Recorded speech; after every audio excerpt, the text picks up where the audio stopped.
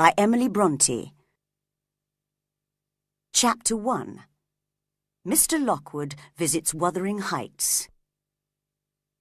1801. I have just returned from a visit to my landlord, Mr. Heathcliff. I am delighted with the house I am renting from him. Thrushcross Grange is miles away from any town or village. That suits me perfectly. And the scenery here in Yorkshire is so beautiful. Mr. Heathcliff, in fact, is my only neighbour, and I think his character is similar to mine. He does not like people either. "My name is Lockwood," I said, when I met him at the gate to his house. "I'm renting Thrushcross Grange from you. I just wanted to come and introduce myself." He said nothing, but frowned, and did not encourage me to enter. After a while, however, he decided to invite me in. "Joseph, take Mr. Lockwood's horse," he called, "and bring up some wine from the cellar." Joseph was a very old servant, with a sour expression on his face. He looked crossly up at me as he took my horse. "God help us, a visitor," he muttered to himself.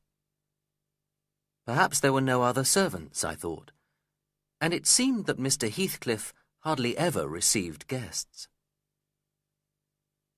His house is called Wuthering Heights.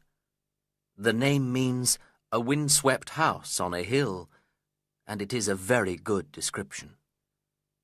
The trees around the house do not grow straight, but are bent by the north wind, which blows over the moors every day of the year. Fortunately, the house is strongly built, and is not damaged even by the worst winter storms. The name Earnshaw is cut into a stone over the front door. Mr. Heathcliff and I entered the huge main room. It could have been any Yorkshire farmhouse kitchen, except that there was no sign of cooking, and no farmer sitting at the table. Mr. Heathcliff certainly does not look like a farmer. His hair and skin are dark, like a gypsy's, but he has the manners of a gentleman. He could perhaps take more care with his appearance, but he is handsome. I think he is proud, and also unhappy. We sat down by the fire in silence. "Joseph!" shouted Mr. Heathcliff. No answer came from the cellar, so he dived down there, leaving me alone with several rather fierce-looking dogs. Suddenly, one of them jumped angrily up at me, and in a moment all the others were attacking me. From every shadowy corner in the great room appeared a growling animal, ready to kill me, it seemed. "Help! Mr. Heathcliff, help!" I shouted, trying to keep the dogs back. My landlord and his servant were in no hurry to help, and could not have climbed the cellar steps more slowly. But luckily a woman, who I supposed was the housekeeper, rushed into the room to calm the dogs. "What the devil is the matter?" Mr. Heathcliff asked me rudely, when he finally entered the room. "Your dogs, sir," I replied. "You shouldn't leave a stranger with them. They're dangerous." Come, Mr. Lockwood. Have some wine. We don't often have strangers here, and I'm afraid neither I nor my dogs are used to receiving them." I could not feel offended after this, and accepted the wine. We sat drinking and talking together for a while. I suggested visiting him tomorrow. He did not seem eager to see me again, but I shall go anyway. I am interested in him, even if he isn't interested in me. 2 days later. Yesterday afternoon was misty and bitterly cold, but I walked the 4 miles to Wuthering Heights and arrived just as it was beginning to snow. I banged on the front door for 10 minutes, getting colder and colder. Finally, Joseph's head appeared at a window of one of the farm buildings. "What do you want?" he growled. "Could you let me in?" I asked desperately. He shook his head. "There's only Mrs. Heathcliff indoors, and she won't open the door to you." Just then a young man appeared and called me to follow him. We went through the back door and into the big room where I had been before. I was delighted to see a warm fire and a table full of food. And this time there was a woman sitting by the fire. She must be Mrs. Heathcliff, I thought. I had not imagined my landlord was married. She looked at me coldly, without saying anything. "Terrible weather," I remarked. There was silence. "What a beautiful animal!" I tried again, pointing to one of the dogs that had attacked me. She still said nothing, but got up to make the tea.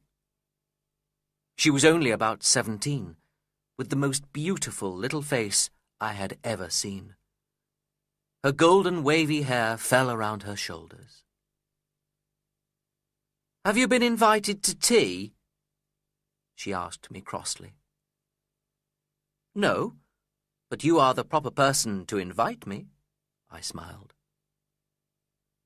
For some reason this really annoyed her.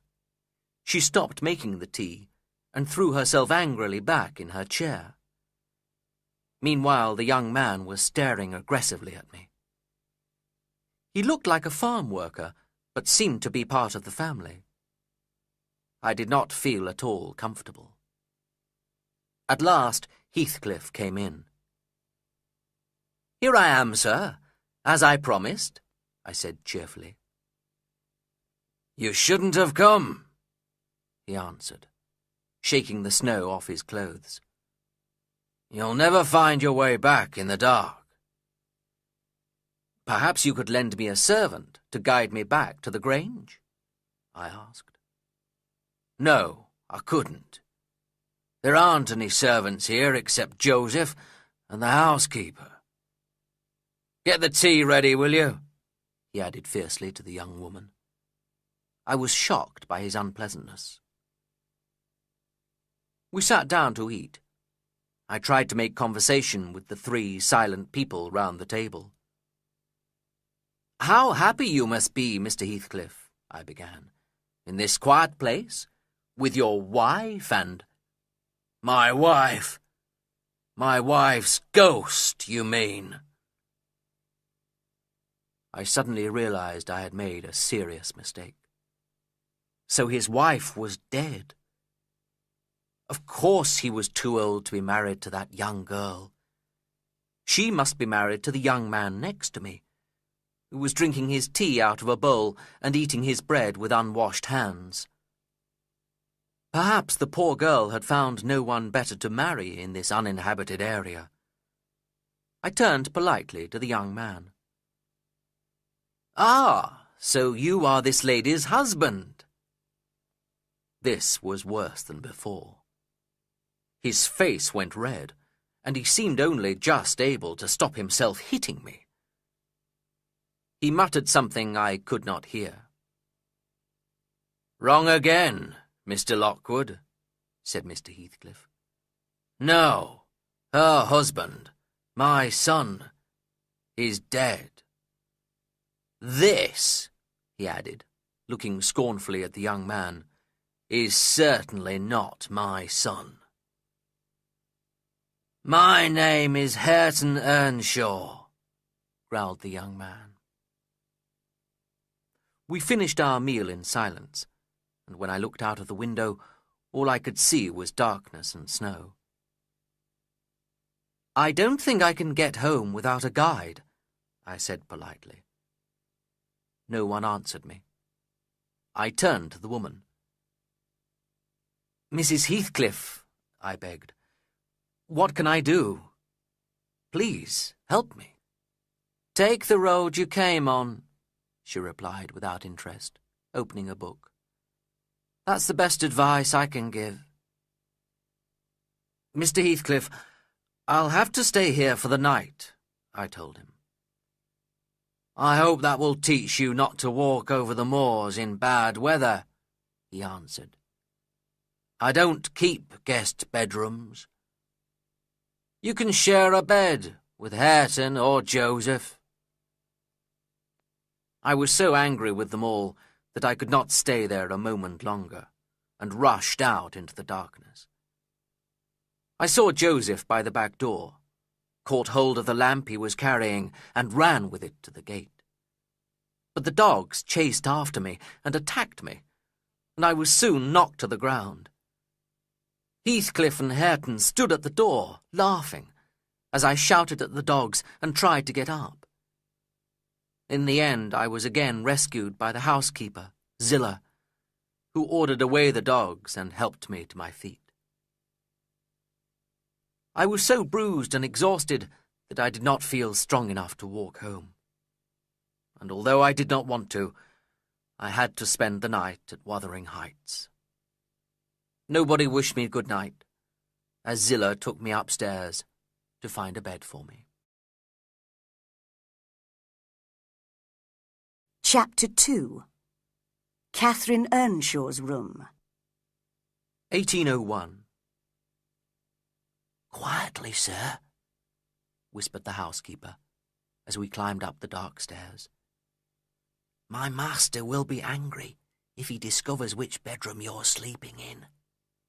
For some reason, he doesn't want anyone to sleep there. I don't know why. There's strange people in this house, you know. Here's the room, sir." But I was too tired to listen. "Thank you, Zillah," I said, and taking the candle, I entered the room and closed the door. The only piece of furniture in the large, dusty bedroom was a bed, placed next to the window. There were heavy curtains, which could be pulled around it, to hide the sleeper from anyone else in the room. Looking inside the curtains, I saw a little shelf full of books just under the window. I put my candle down on the shelf and dropped thankfully onto the bed. I closed the curtains around the bed and felt safe from Heathcliff and everyone else at Wuthering Heights. I noticed that there were names written on the wall in childish handwriting. Catherine Earnshaw, Catherine Heathcliff, and Catherine Linton. Then I fell asleep, but I was woken very suddenly by a smell of burning. My candle had fallen onto a Bible on the shelf and was burning it. When I opened the Bible to see if it was damaged, I found that wherever there was an empty page, or half a page, someone had written on it. And on the first page was written, "Catherine Earnshaw's Diary, 1776. Who was the girl who had slept in this bed, written her name on the wall, and then written her diary in the Bible 25 years ago? I read it with interest. "How I hate my brother Hindley," it began. "He is so cruel to poor Heathcliff. If only my father hadn't died. While he was alive, Heathcliff was like a brother to Hindley and me. But now Hindley and his wife Frances have inherited the house and the money, and they hate Heathcliff. That horrible old servant Joseph is always angry with Heathcliff and me, because we don't pray or study the Bible. And when he tells his master, Hindley always punishes us. I can't stop crying. Poor Heathcliff. Hindley says he is wicked and can't play with me or eat with me any more. My eyes were beginning to close again, and I fell asleep. Never before had I passed such a terrible night, disturbed by the most frightening dreams. Suddenly, I was woken by a gentle knocking on the window. It must be the branch of a tree, I thought, and tried to sleep again. Outside, I could hear the wind driving the snow against the window. But I could not sleep. The knocking annoyed me so much that I tried to open the window. When it did not open, I broke the glass angrily and stretched out my hand towards the branch. But instead, my fingers closed around a small, ice-cold hand. It held my hand tightly, and a voice cried sadly, "Let me in! Let me in!" "Who are you?" I asked, trying to pull my hand away. "Catherine Linton," it replied. "I've come home. I lost my way."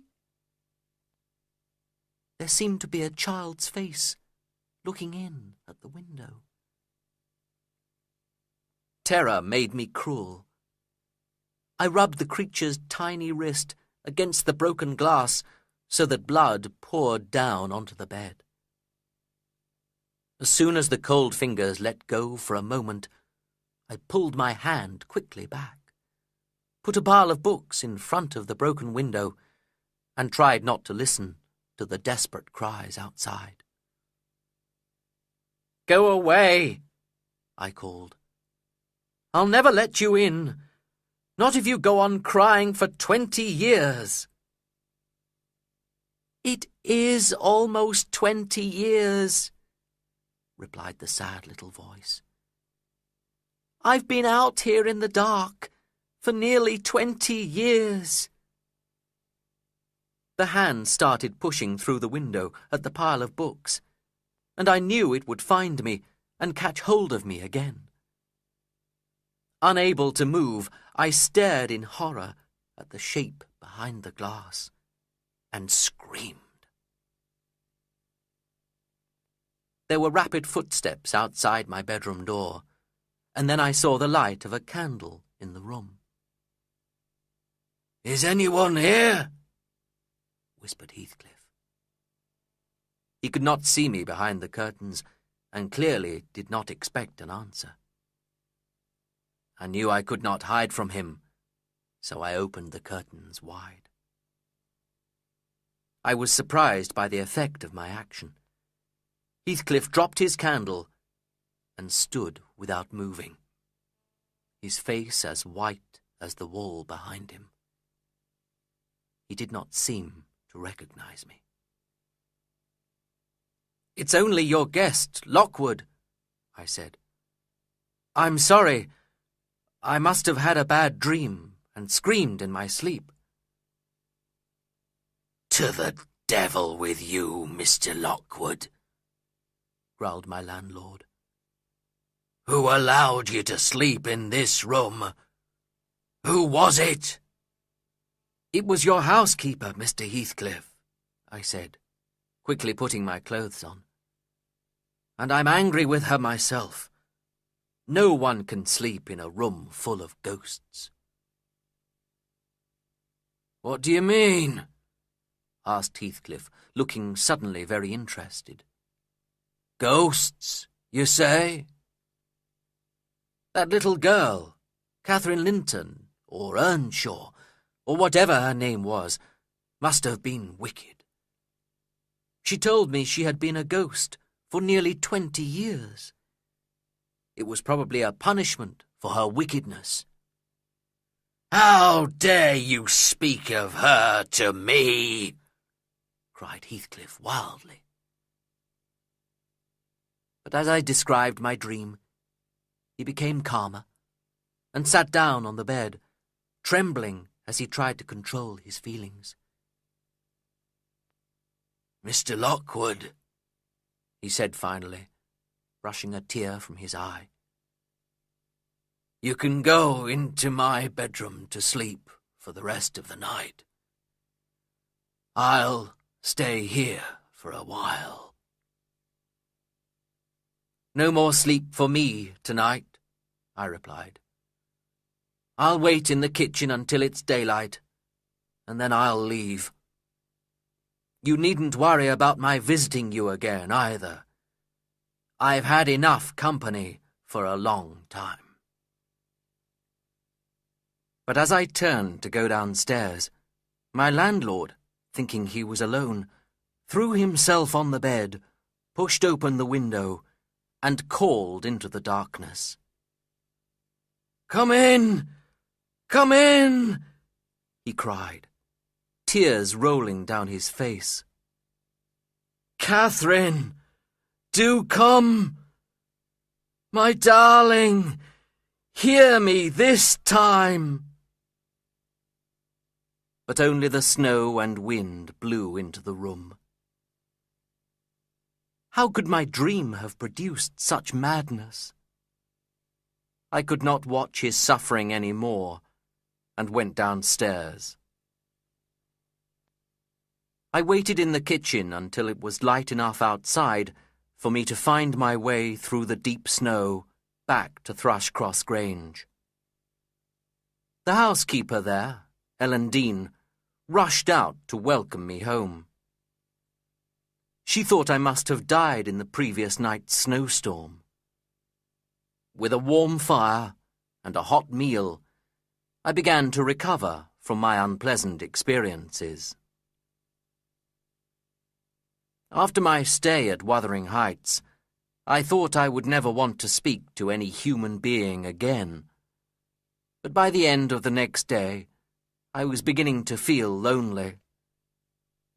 I decided to ask Mrs. Dean to sit with me after supper. "How long have you lived in this house?" I asked her. 18 years, sir. I came here early in 1783, when my mistress was married, to look after her. And when she died, I stayed here as housekeeper." "Who was your mistress?" I asked. "Her name was Catherine Earnshaw," she replied. "Ah, my ghostly Catherine," I muttered quietly to myself. "She married Mr. Edgar Linton, a neighbour," added Mrs. Dean. "And they had a daughter, Cathy, who married Mr. Heathcliff's son." "Ah, so that must be the widow, young Mrs. Heathcliff at Wuthering Heights." "That's right, sir. Did you see her? I looked after her as a baby, you know. How is she? I do want to know." "She looked very well, and very beautiful, but I don't think she's happy." "Oh, poor thing. And what did you think of Mr. Heathcliff?" "He's a rough, hard man, Mrs. Dean, but I'm very interested in him. Tell me more about him."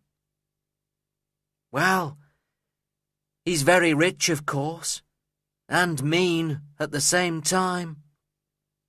He could live here at Thrushcross Grange, which is a finer house than Wuthering Heights, but he would rather receive rent than live comfortably. But I'll tell you the whole story of his life, as much as I know, that is, and then you can judge for yourself." Chapter 3. Ellen Dean's Story, Catherine and Heathcliff as children. 1770. When I was a child, I was always at Wuthering Heights, because my mother was a servant with the Earnshaw family. They are a very old family who've lived in that house for centuries, as you can see from their name on the stone over the front door. I grew up with Catherine and Hindley Earnshaw, and we three played together as children. One day, their father, Mr. Earnshaw, came back from a long journey. He had travelled 60 miles to Liverpool and back on business, and was very tired. "Look what I've brought you," he told us all, unwrapping something he was holding carefully in his arms. Catherine and Hindley were expecting presents, and they rushed eagerly to see what it was. They were very disappointed to see only a dirty, black-haired gypsy child. "I found him all alone in the busy streets of Liverpool," Mr. Earnshaw explained to them, "and I couldn't leave him to die. He can sleep in your room." But Hindley and Catherine were angry because they had not received any presents and refused to let the strange child share their room. However, Mr. Earnshaw insisted, and little by little the boy became accepted by the family. He was called Heathcliff as a first and last name. No one ever discovered who his parents had been. Catherine and he became great friends, but Hindley hated him and was often cruel to him. Old Mr. Earnshaw was strangely fond of this gypsy child and frequently punished his son for behaving badly to Heathcliff. Hindley began to be jealous of his father's feelings for Heathcliff and saw them both as enemies. The situation could not last. As Mr. Earnshaw grew old and ill, Heathcliff became even more his favourite, and Hindley often quarrelled with his father.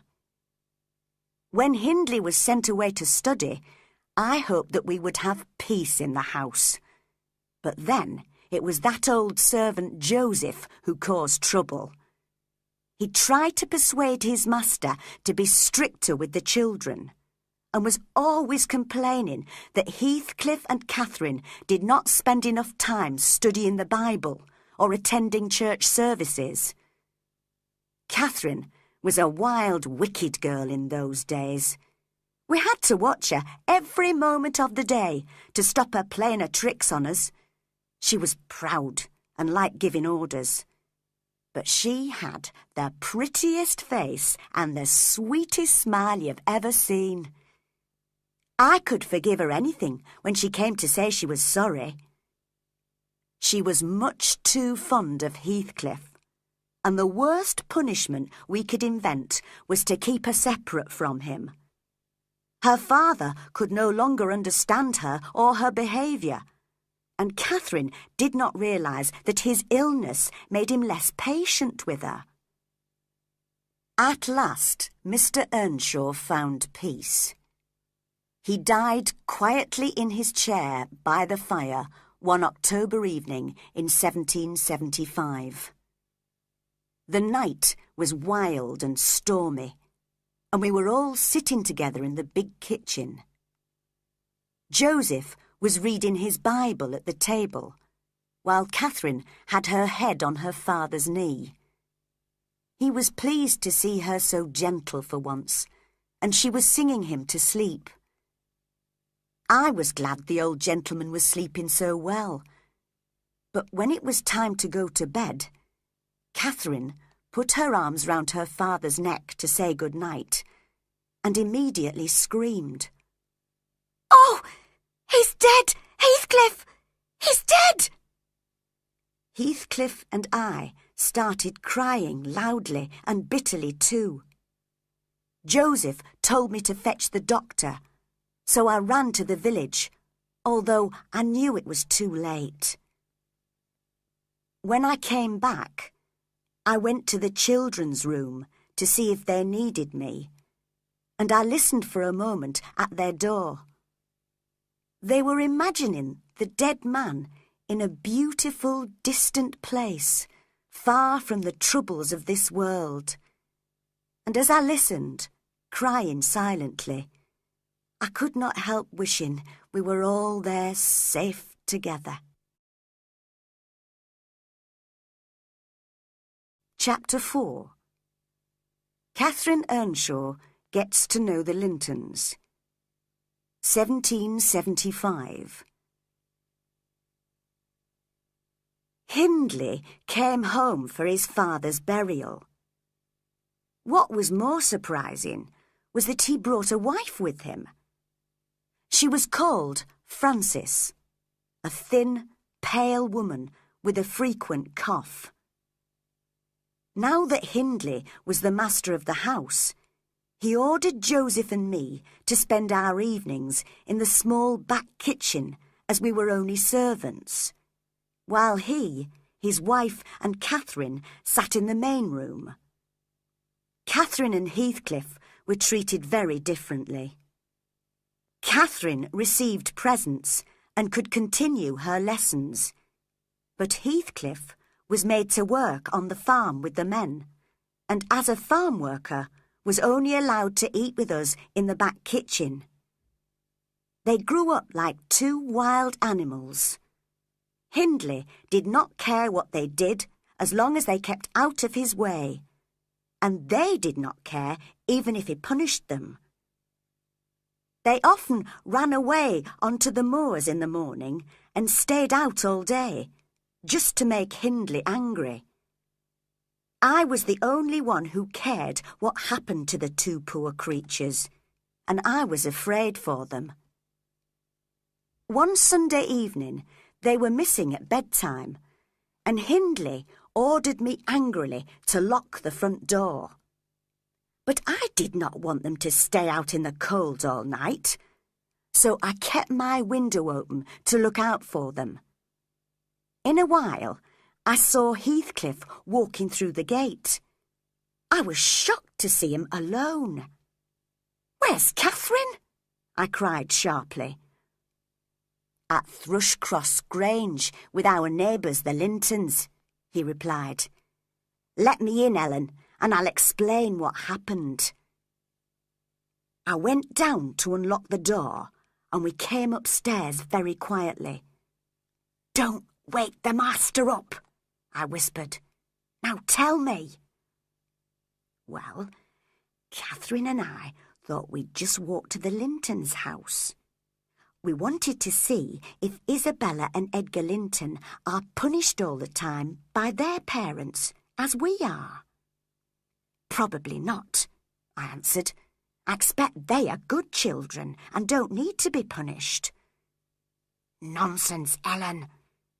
Guess what we saw when we looked in at their sitting-room window? A very pretty room with soft carpets and white walls. Catherine and I would love to have a room like that. But in the middle of this beautiful room, Isabella and Edgar Linton were screaming and fighting over a little dog. How stupid they are, Ellen. If Catherine wanted something, I would give it to her, and she would do the same for me. I would rather be here at Wuthering Heights with her, even if I'm punished by Joseph and that wicked Hindley, than at Thrushcross Grange with those two fools. Not so loud, Heathcliff. But you still haven't told me why Catherine isn't with you. Well, as we were looking in, we started laughing at them so loudly that they heard us and sent the dogs after us. We were about to run away when a great fierce dog caught Catherine's leg in its teeth. I attacked it and made it let go of her leg, but the Linton servants appeared and caught hold of me. They must have thought we were robbers. Catherine was carried unconscious into the house, and they pulled me inside too. All the time I was shouting and swearing at them. "What a wicked pair of thieves," said old Mr. Linton. "The boy must be a gypsy. He's as dark as the devil." Mrs. Linton raised her hands in horror at the sight of me. Catherine opened her eyes, and Edgar looked closely at her. "Mother," he whispered, "the young lady is Miss Earnshaw of Wuthering Heights. I've seen her in church occasionally, and look what our dog has done to her leg. It's bleeding badly." "Miss Earnshaw with a gypsy?" cried Mrs. Linton. "Surely not. But I think you must be right, Edgar. This girl is wearing black, and Mr. Earnshaw died recently. It must be her. I'd better put a bandage on her leg at once." "Why does her brother Hindley let her run around with such a companion?" wondered Mr. Linton. "I remember now. He's the gypsy child Mr. Earnshaw brought home from Liverpool a few years ago." "He's a wicked boy. You can see that," said Mrs. Linton. "And did you hear the bad language he used just now? I'm shocked that my children heard it." I was pushed out into the garden, but I stayed to watch through the window. They put Catherine on a comfortable sofa, cleaned her wound, and fed her with cakes and wine. I only left the house when I was sure she was well taken care of. She's a breath of fresh air for those stupid Lintons. I'm not surprised they like her. Everybody who sees her must love her, mustn't they, Ellen?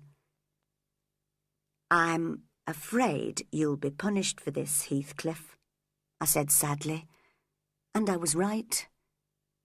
Hindley warned Heathcliff that he must never speak to Catherine again, or he would be sent away from Wuthering Heights, and it was decided that Catherine would be taught to behave like a young lady.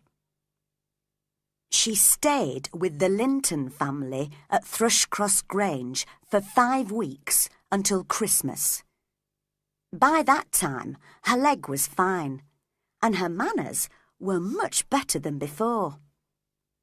Frances Earnshaw visited her often, bringing her pretty dresses to wear, and persuading her to take care of her appearance, so that when she finally came home after her long absence, she almost seemed a different person.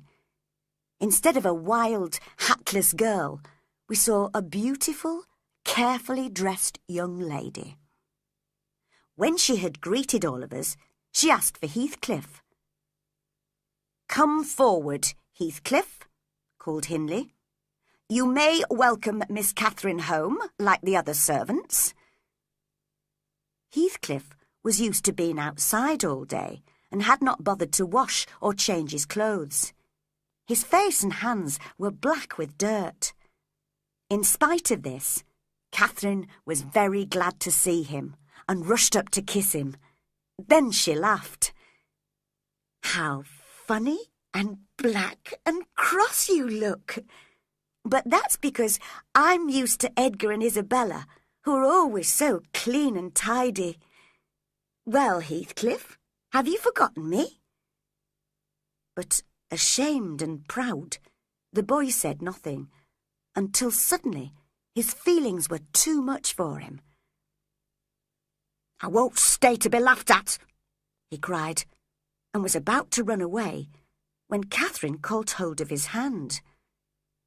"Why are you angry, Heathcliff? You just look a bit strange, that's all. You're so dirty." She looked worriedly at her hands and her new dress. "You needn't have touched me," he said, pulling away his hand. "I like being dirty, and I'm going to be dirty." As he ran, miserably out of the room, Hindley and his wife laughed loudly, delighted that their plan to separate the two young people seemed to be succeeding. The next day was Christmas Day. Edgar and Isabella Linton had been invited to lunch, and their mother had agreed on condition that her darlings were kept carefully apart from that wicked boy. I felt sorry for poor Heathcliff, and while the Earnshaws were at church, I helped him wash and dress in clean clothes. "You're too proud," I scolded him as I brushed his black hair. "You should think how sad Catherine is when you can't be together. And don't be jealous of Edgar Linton." "I wish I had blue eyes and fair hair like him. I wish I behaved well and was going to inherit a fortune." "He has none of your intelligence or character, and if you have a good heart, you'll have a handsome face. Who knows who your parents were? Perhaps a king and queen, far more important than the Lintons." In this way, I encouraged Heathcliff to have more confidence in himself. But when the Earnshaws and the Lintons arrived back from church, the first thing Hindley did was shout at Heathcliff. "Get out of my sight until we've finished eating! I'll pull that long hair of yours if you don't obey me at once." "It is long," said Edgar. "I'm surprised he can see anything." This was too much for Heathcliff. He looked desperately around for a weapon, picked up a bowl of hot soup, and threw it at Edgar, who started screaming. Hindley immediately took hold of Heathcliff and pushed him upstairs. "I'm sure Hindley's going to hit him," cried Catherine. "I hate it when Heathcliff is punished. It's your fault, Edgar. You annoyed him. Why did you speak to him?" "I didn't," replied Edgar, tears in his eyes. "I promised Mother I wouldn't. I spoke about him, not to him." "Well, don't cry," said Catherine with scorn. "You've made enough trouble already. Here comes my brother." Hindley returned, hot and breathless. "That'll teach him," he said. "And now let's have lunch." The others seemed to forget Heathcliff, but I noticed Catherine could not eat much, and I knew she was sorry for her friend. In the evening, there was music from a travelling band and dancing in the main room. Catherine said the music sounded sweeter from high up, and so she went to sit in the dark on the stairs. When I went to find her, however, I discovered she had gone right to the top of the house to talk to Heathcliff through his locked bedroom door, and had then climbed out onto the roof and in through his window. I persuaded them both to come out of the room the same way, as I had no key to the door, and took Heathcliff down into the warm servants' kitchen with me, while Catherine returned to her guests and the dancing. "You must be hungry, Heathcliff," I said. "You haven't eaten all day. Have some Christmas cake, do." "I can't eat anything," he growled, putting his head in his hands. "I've got to think how I can have my revenge on Hindley. I only hope he doesn't die first. He'll be sorry he's treated me like this, Ellen." Chapter 5. Catherine and Edgar, 1778. In the summer of this year, Hindley's wife Frances had her first and last baby. They called the boy Hareton, but the poor woman had been ill for a long time, although we had not realised it, and died soon after Hareton was born. Hindley only had room in his heart for two people, himself and his wife. So when she died, he was in despair. He neither cried nor prayed. Instead, he swore at God and man and drank himself to sleep every night. The servants all left him, except for Joseph and me. Joseph enjoyed being able to scold his wicked employer with warnings from the Bible, and I could not leave Miss Catherine. After all, I had grown up with her and Hindley. But the master's behaviour was a bad example for Catherine and Heathcliff. At 15, Catherine was the most beautiful girl for miles around, but she was proud and quick-tempered. She led what was almost a double life. At Wuthering Heights, under Heathcliff's influence, she annoyed Hindley, laughed at Joseph, and was rude to me. But at Thrushcross Grange, which she often visited, she showed a different, calmer side of her character, and was polite, intelligent, and amusing. The Lintons all liked her, and poor Edgar had fallen in love with her. Heathcliff was 16 at this time. He did not have time to study any more, and the long hours of work on the farm made him tired and dull. There was always an angry expression on his face, and he did not even try to keep himself clean and tidy. He seemed to want people to dislike him. Catherine and he still spent time together when he was not working in the fields, but he no longer expressed his fondness for her in words, and he looked angry if she touched or kissed him. One afternoon, when Hindley had gone into town, Heathcliff came into the main room after lunch. I was helping Catherine to arrange her hair, as she had invited Edgar Linton to visit her while Hindley was absent. "Catherine, are you going anywhere this afternoon?" asked Heathcliff. "Why have you got that silk dress on? Nobody's visiting you, I hope." "No, I don't think so," replied Catherine, looking quickly at me. "But you should be at work by now, Heathcliff." "That devil Hindley isn't away very often. I'm taking a holiday. I won't work any more today. I'm staying with you this afternoon. He'll never know." Catherine thought for a moment.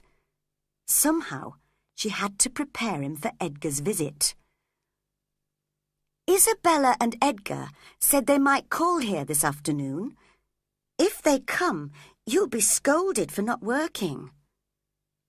"Tell Ellen to say you're busy and can't see them," he said. "Those friends of yours take up all your time. You spend most of your evenings with them, not with me." "Well, why should I always spend my time with you?" she asked crossly. "What can you talk about? How can you amuse me?" "You never told me before that you didn't like my company, Catherine," cried Heathcliff. Just then we heard a horse outside, and there was a light knock on the door. Edgar Linton entered, his handsome face full of delight at receiving Catherine's unexpected invitation. I wondered if Catherine was comparing her two friends, as Edgar came in and Heathcliff ran out. "I haven't come too soon, have I?" asked Edgar politely. "No," answered Catherine. "Leave us alone, Ellen." "I'm just doing my work, miss," I replied, pretending to dust the furniture. Hindley had told me to be present if Edgar Linton came to visit Catherine. She came up to me and whispered crossly, "Go away, Ellen." Keeping her back to Edgar, she cruelly scratched my arm. "Oh!" I screamed, to show Edgar what had happened. "What a wicked thing to do, miss! You have no right to hurt me. I didn't touch you, you lying creature, she cried angrily, and unable to control herself, hit me hard on the face. Catherine, love! Catherine! Cried Edgar, shocked. The baby Hareton, who followed me everywhere, immediately started sobbing and saying, Wicked Aunt Catherine. She picked him up and shook the poor child until he screamed. Edgar rushed up to her and tried to stop her. At once she turned and hit him over the ear as hard as she could. The young man looked very pale and went straight to the door. Where are you going, Edgar Linton? She asked. Don't leave me. I shall be miserable all night. Can I stay after you have hit me? He replied. You've made me afraid and ashamed of you. I won't come here again. Well, go then if you want to, she cried. I'm going to cry until I'm ill. And she dropped onto the floor, her shoulders shaking and the tears rolling down her face. Edgar managed to get as far as the door, but here he hesitated, and I called out to him to encourage him to leave. Miss is just a selfish child, sir. You'd better ride home and forget her.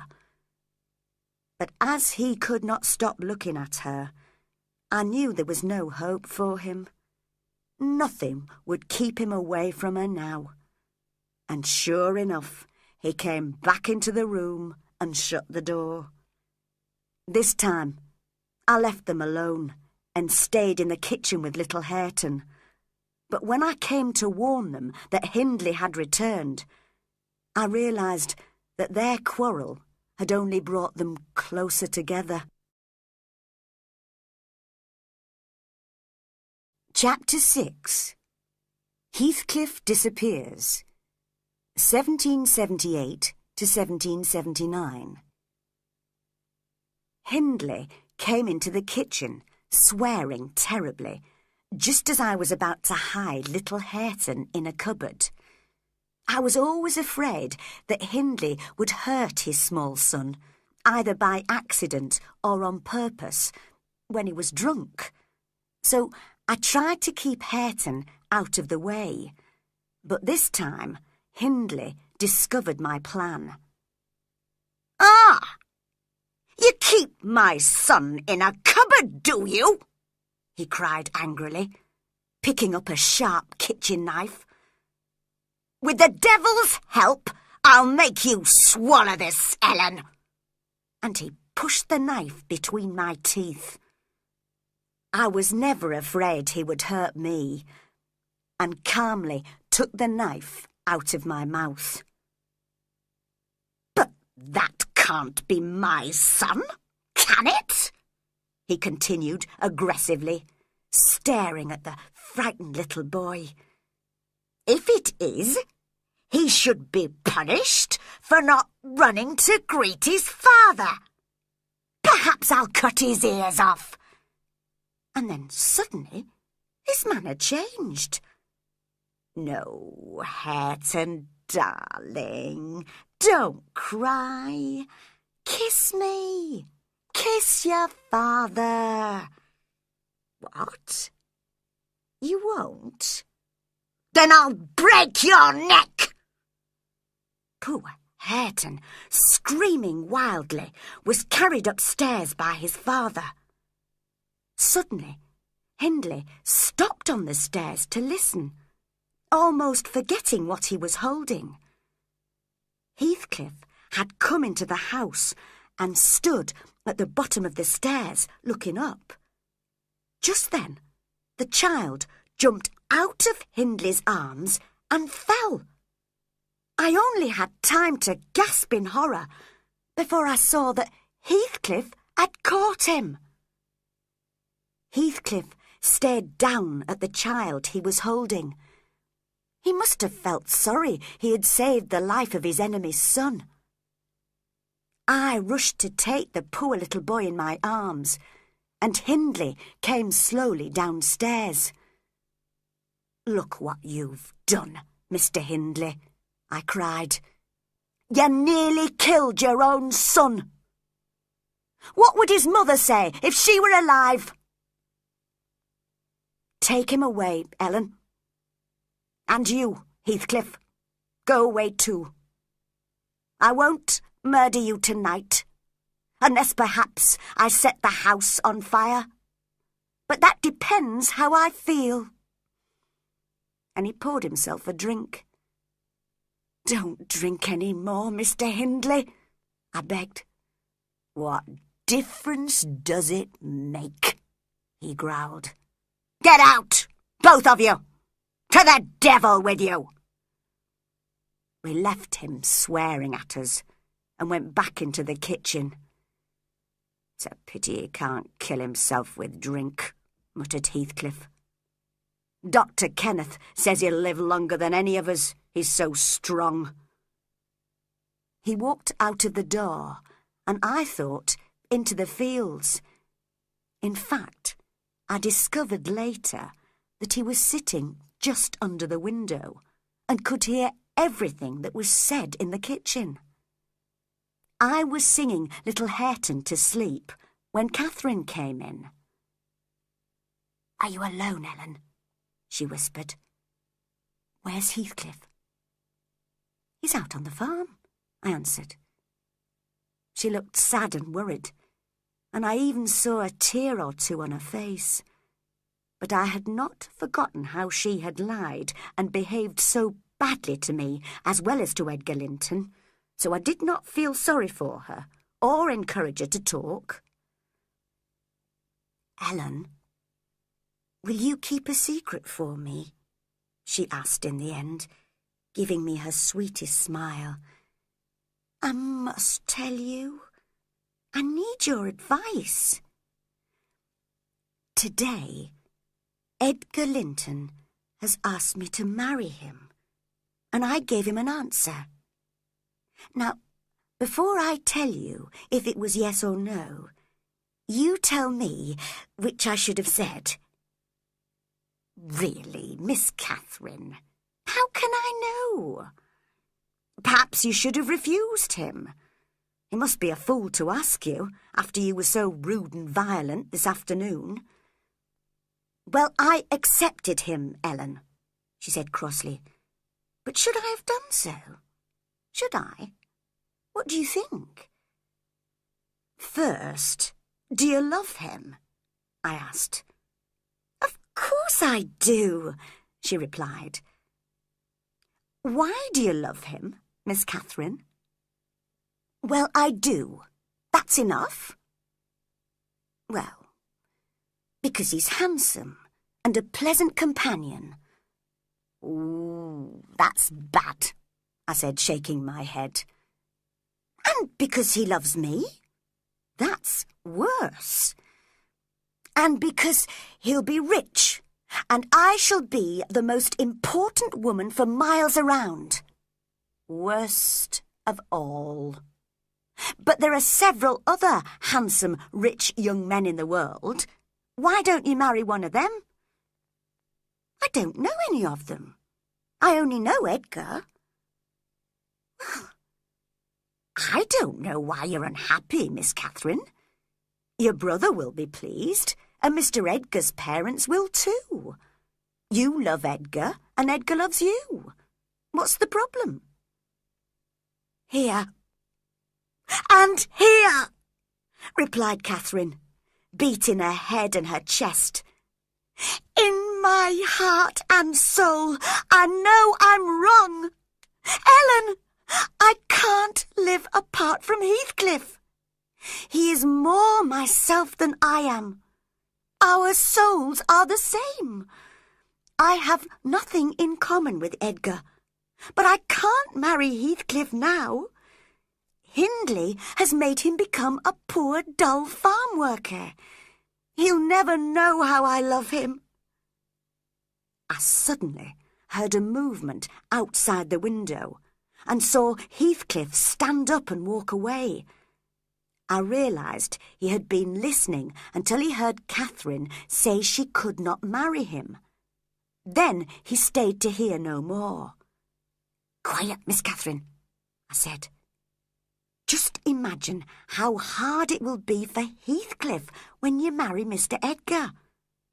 He'll have no friends at all when you leave him." "Leave him? Why should we be separated?" she asked angrily. "Who will separate us? Nobody will dare. Edgar must learn to accept him as my friend. Didn't you ever think, Ellen, that if Heathcliff and I married, we would be very poor? But if I marry Edgar, I can help Heathcliff with my husband's money." "That's the worst reason you've given so far for marrying Mr. Edgar," I replied, shocked. "It isn't. Heathcliff is more important to me than myself. My love for Edgar is like the leaves on the trees. I'm sure time will change it. But my love for Heathcliff is like the rocks in the ground. Not beautiful, but necessary and unchanging. He's always, always in my heart." Just then, Joseph entered the kitchen. I whispered to Catherine that I was sure Heathcliff had heard some of what she said. She jumped up, frightened, and rushed outside. But although we all looked everywhere for Heathcliff, there was no sign of him that night, or for many nights in the future. At about midnight, while we were still waiting for him to come home, we noticed the wind was getting stronger. We could hear it whistling down the chimney and howling all around the house. Suddenly, there was a terrible crash of thunder, and the branch of a tree fell onto the roof. We were not hurt, but Joseph immediately dropped onto his knees to pray. The rain was beating down on the windows, but Catherine stayed outside, although by now her hair and clothes were completely wet. In the end, we all went to bed. I managed to persuade Catherine to come in, but she insisted on sleeping in the kitchen in case Heathcliff returned during the night. In the morning, we discovered that she had caught a fever as a result of getting wet. She became seriously ill, and it was several weeks before Dr. Kenneth would allow her out of bed. When she recovered, she was invited to stay for a while at Thrushcross Grange.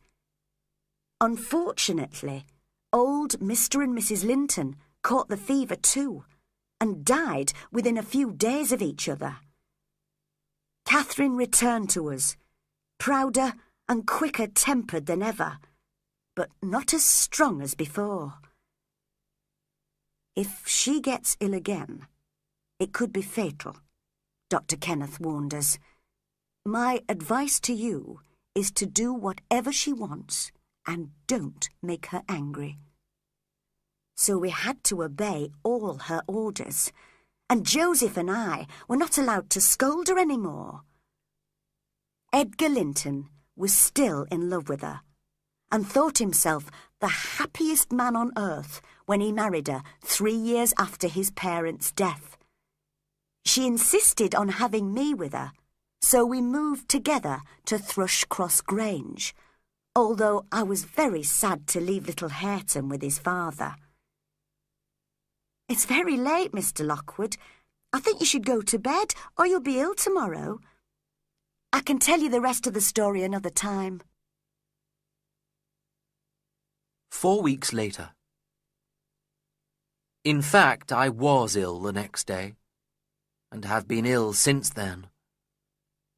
The terrible night I spent at Wuthering Heights was the cause of my illness. and I blame Mr. Heathcliff for it. Dr. Kenneth has warned me I won't be able to go out until the spring. All I can do is lie in bed, listening to the howling wind and staring at the grey northern sky. So I've decided to ask Mrs. Dean to come upstairs and finish telling me her story. She tells me she's happy to continue.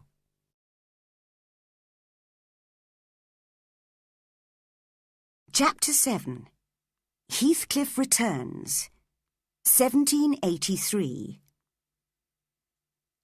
Well, sir, when Miss Catherine became Mrs. Linton and we went to live at Thrushcross Grange, I must say I was surprised and pleased by her behaviour. She showed great fondness for her husband and for his sister, Isabella. He, of course, was very anxious that no one should disobey her or make her angry. If she was depressed for a time, he blamed it on the illness she had had and was sympathetic. But for most of the time, I believed they shared a deep and growing love for each other. Unfortunately, this happiness did not last. One evening, I was bringing in a basket of apples from the garden, when a voice behind me said, "Ellen, is that you?" It was a deep, rather unusual voice. I turned to see a tall, dark man in the shadow near the kitchen door. "Don't you know me?" he asked. "Look, I'm not a stranger." "What?" I cried in surprise, for it had been 4 years since he disappeared. "Heathcliff? Is it really you?" "Yes," he replied, looking up at the windows of the house. "Are they at home? Where is she? Tell me, Ellen. I must speak to her."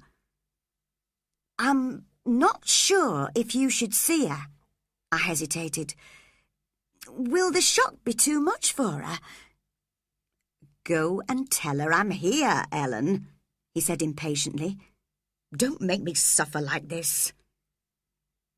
I left him at the door and went upstairs to find Mr. and Mrs. Linton. They were sitting quietly together, looking out over the peaceful valley. The room and the view and the two people seemed so calm that I did not want to disturb them. But I had to deliver my message. "A man wants to see you, madam," I muttered. "I'll go downstairs and see him then," replied Catherine. "Bring the tea up, Ellen, while I'm away." She left the room. "Who is it, Ellen?" asked Mr. Edgar. "It's that Heathcliff, sir. You remember? He used to live at Wuthering Heights." "What? The gypsy who worked on the farm?" he cried. "Mrs. Linton would be angry if she heard you talking about him like that, sir. She was very upset when he ran away. She's very fond of him, you know." Mr. Edgar put his head out of the window and called to his wife. "Don't stand there in the cold, love. Bring the person in, if it's anyone special." Catherine rushed upstairs and into the room, wild and breathless. She threw her arms round her husband's neck. "Oh, Edgar, darling, Heathcliff's come back!" "Well, well," said Mr. Edgar crossly. "There's no need to get excited." "I know you didn't like him," she said, "but please, I beg you to be friends with him now. Shall I ask him to come up?" "You're suggesting inviting him up here, into our sitting room? Don't you think the kitchen is more suitable for him?" Catherine looked at her husband, half angry and half laughing. "No," she said, "I can't sit in the kitchen. Ellen, bring 2 tables, one for your master and Miss Isabella, the other for Heathcliff and myself. We'll sit apart from them, as we're of a lower class. Will that please you, Edgar, darling? Decide quickly. I must have him near me. Ellen, you go and bring him up, said Mr. Edgar. And Catherine, try not to behave foolishly. Remember, he's only a servant. When Heathcliff entered the sitting room, I was surprised to see how much he had changed. He wore a confident, intelligent expression on his face, and his manner was no longer rough. Although I recognised the same black fire in his eyes, the farm boy had become a gentleman. Mr. Edgar was as surprised as I was, but welcomed Heathcliff as politely as he could. However, he grew more and more annoyed as he watched his wife's delighted face. She could not take her eyes off Heathcliff. "Tomorrow, I won't be able to believe that I've seen and touched you, Heathcliff," she cried, catching hold of his hands. "But how cruel of you to run away and keep silent for 4 years and never think of me." "I thought of you more than you've thought of me," he replied quietly. "I heard you had married, Catherine, and I came just to see you once, and then take my revenge on your brother Hindley. Your welcome may change my plans. You know, I've had a bitter, hard life since I last heard your voice, and if I've survived, it's all because of you." "Catherine," said Mr. Edgar, trying to remain polite, "please pour out the tea or it will be cold. Mr. Heathcliff will have a long walk to wherever he's staying tonight, and I'm thirsty." But Catherine was too excited, and Mr. Edgar too angry to drink any tea. After a while, their guest left. We discovered that he had been invited to stay at Wuthering Heights by Hindley. I could not understand why Hindley, who hated him, would want his company, and I felt sure it would have been better for all of us if Heathcliff had never come back. Catherine could not keep her happiness to herself. In the middle of the night, she woke me to talk about Heathcliff. "I just can't sleep, Ellen," she said. "And Edgar won't listen when I tell him how happy I am. He's so selfish." "He never liked Heathcliff," I replied, "and he'll be angry if you go on talking about him. You think he's weak, but he could be as determined as you about something he thinks is important." "No," she laughed. "I have such confidence in Edgar's love that I think I could kill him and he wouldn't blame me for it. He will have to learn to accept Heathcliff as my friend." "Do you know why Heathcliff is staying at Wuthering Heights?" "Oh, yes. He explained that he went there to look for me. Hindley asked him to play cards, and when he discovered Heathcliff had a lot of money, invited him to stay there.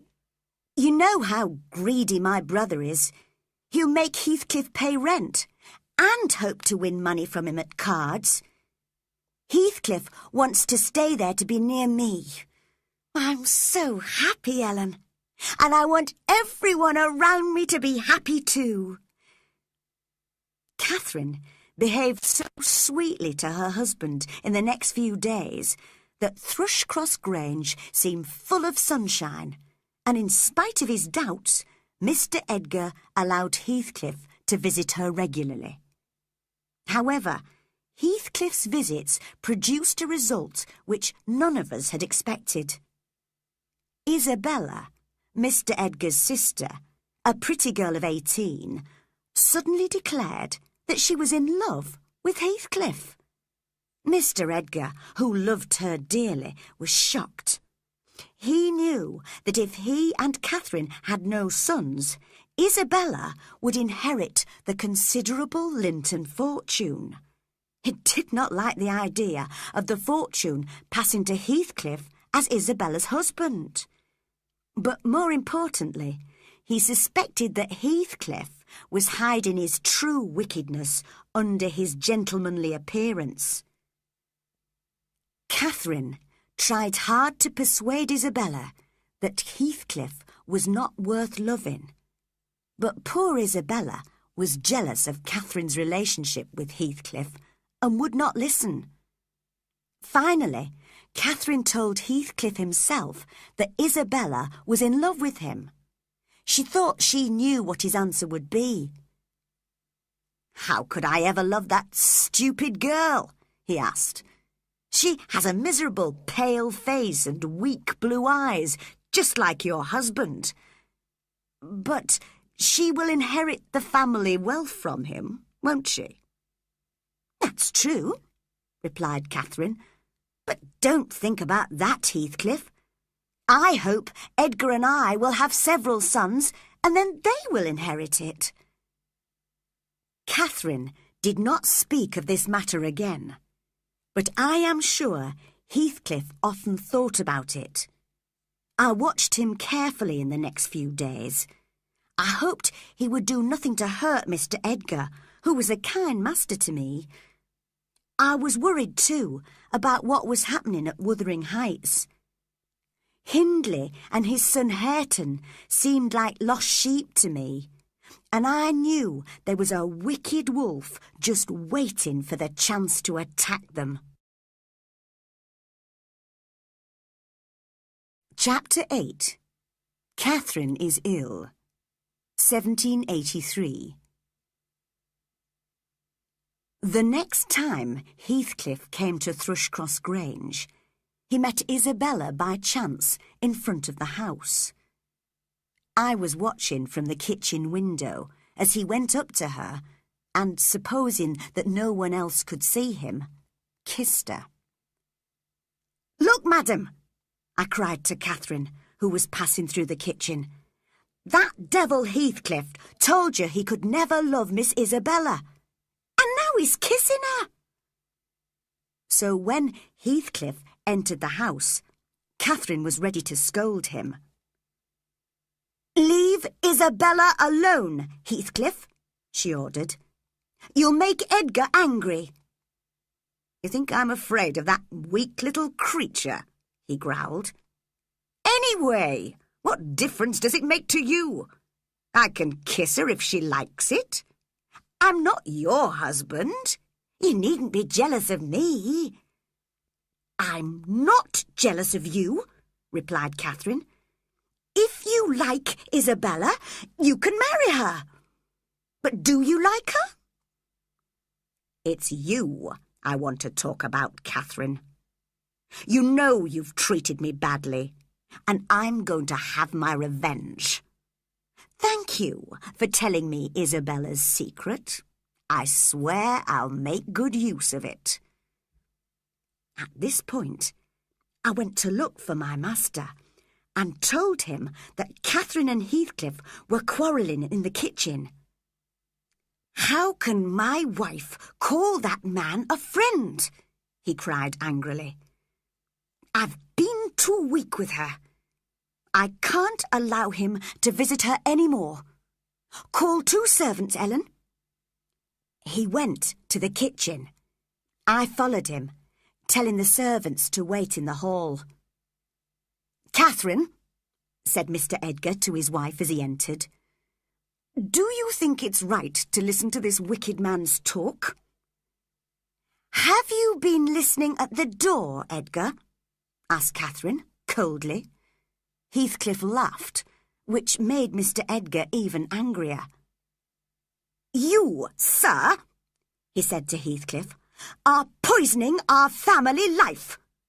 I should never have accepted you as Catherine's friend. I must inform you that you will never be allowed to enter this house again, and that if you don't leave within 3 minutes, you will be thrown out." "Well, well," replied Heathcliff, looking scornfully at Mr. Edgar's small figure. "So, you're going to throw me out yourself, are you?" My master looked towards the door. I realised he wanted to call the servants, as he knew he was not strong enough to fight Heathcliff alone. But Catherine must have guessed his plan. She hurried to the door and locked it. Mr. Edgar looked at her in angry surprise. "You must fight him like a gentleman, without anyone to help you," she told her husband. "That'll teach you to scold me." Mr. Edgar tried to get hold of the key, but she threw it quickly into the hottest part of the fire. He went very pale and could not stop his whole body trembling.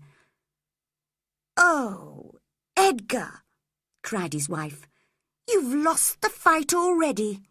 You aren't a man, you're a mouse." "So that," said Heathcliff, pointing at Mr. Edgar, "is the thing you preferred to me, Catherine. Is he crying, or is he going to die of fear?" He went up to look more closely at Mr. Edgar, who suddenly recovered and hit Heathcliff hard on the neck.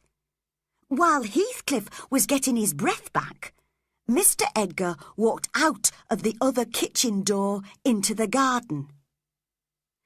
"Now you'll never be able to come here again," said Catherine to Heathcliff. "Go away quickly. He'll return with men and guns." Heathcliff was sensible enough to take her advice.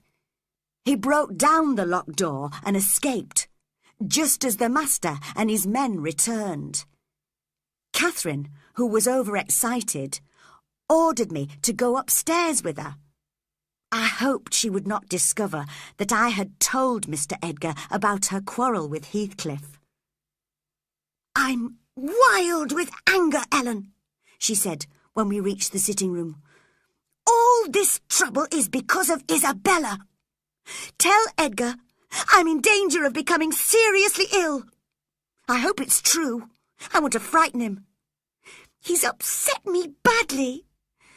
Why did he listen to us talking in the kitchen? Heathcliff says wicked things, but I know I can control him. Well, if I can't have Heathcliff as my friend, if Edgar is going to be mean and jealous, I'll try to break both their hearts by breaking my own. You must remind Edgar how quick-tempered I am and what Dr. Kenneth said about my health. Edgar must let me do what I want." I did not feel sympathetic towards Catherine, and certainly did not want to frighten my poor master by telling him she was ill. As I was leaving the room, however, he entered. "Catherine," he said, "you must tell me one thing. You must choose between me and Heathcliff. Which do you intend to have?" "Leave me alone!" she cried wildly. "I'm ill! Can't you see? I can't even stand! Edgar, leave me!" She fell, stiff and pale, onto the floor. Mr. Edgar looked very frightened. "Don't worry, sir," I whispered to him. "She told me she would try to make you afraid by pretending to be ill." Unfortunately, she heard me. She jumped up, her hair loose and her eyes staring, and rushed to her bedroom. We heard the key turn in the lock. For the next few days, she refused to speak to anyone, even me. I took her food up to her room, but she would not eat. Mr. Edgar spent his time in the library and did not ask about his wife. He hoped, I suppose, that she would come and ask him to forgive her, but I knew she was too proud to do that. On the third day, she unlocked her door and called me. She ate and drank eagerly, then lay down again. "Oh, why don't I die, since no one cares about me?" she muttered. "Edgar doesn't love me at all. What is he doing all this time, Ellen?" "He's reading books in the library, madam," I answered. "Reading books?" she cried, shocked. "And I'm dying up here? My God, does he know how I've changed, how ill I am? Can't you tell him I'm seriously ill, Ellen?" "You forget, Mrs. Linton, that you've eaten tonight. I'm sure you'll feel better tomorrow morning." I still wanted to make her realise how selfish she was being, although I was a little worried by her pale, almost ghostly face. "I begin to see that you don't like me, Ellen. How strange. I always thought everybody loved me. Now they are all my enemies.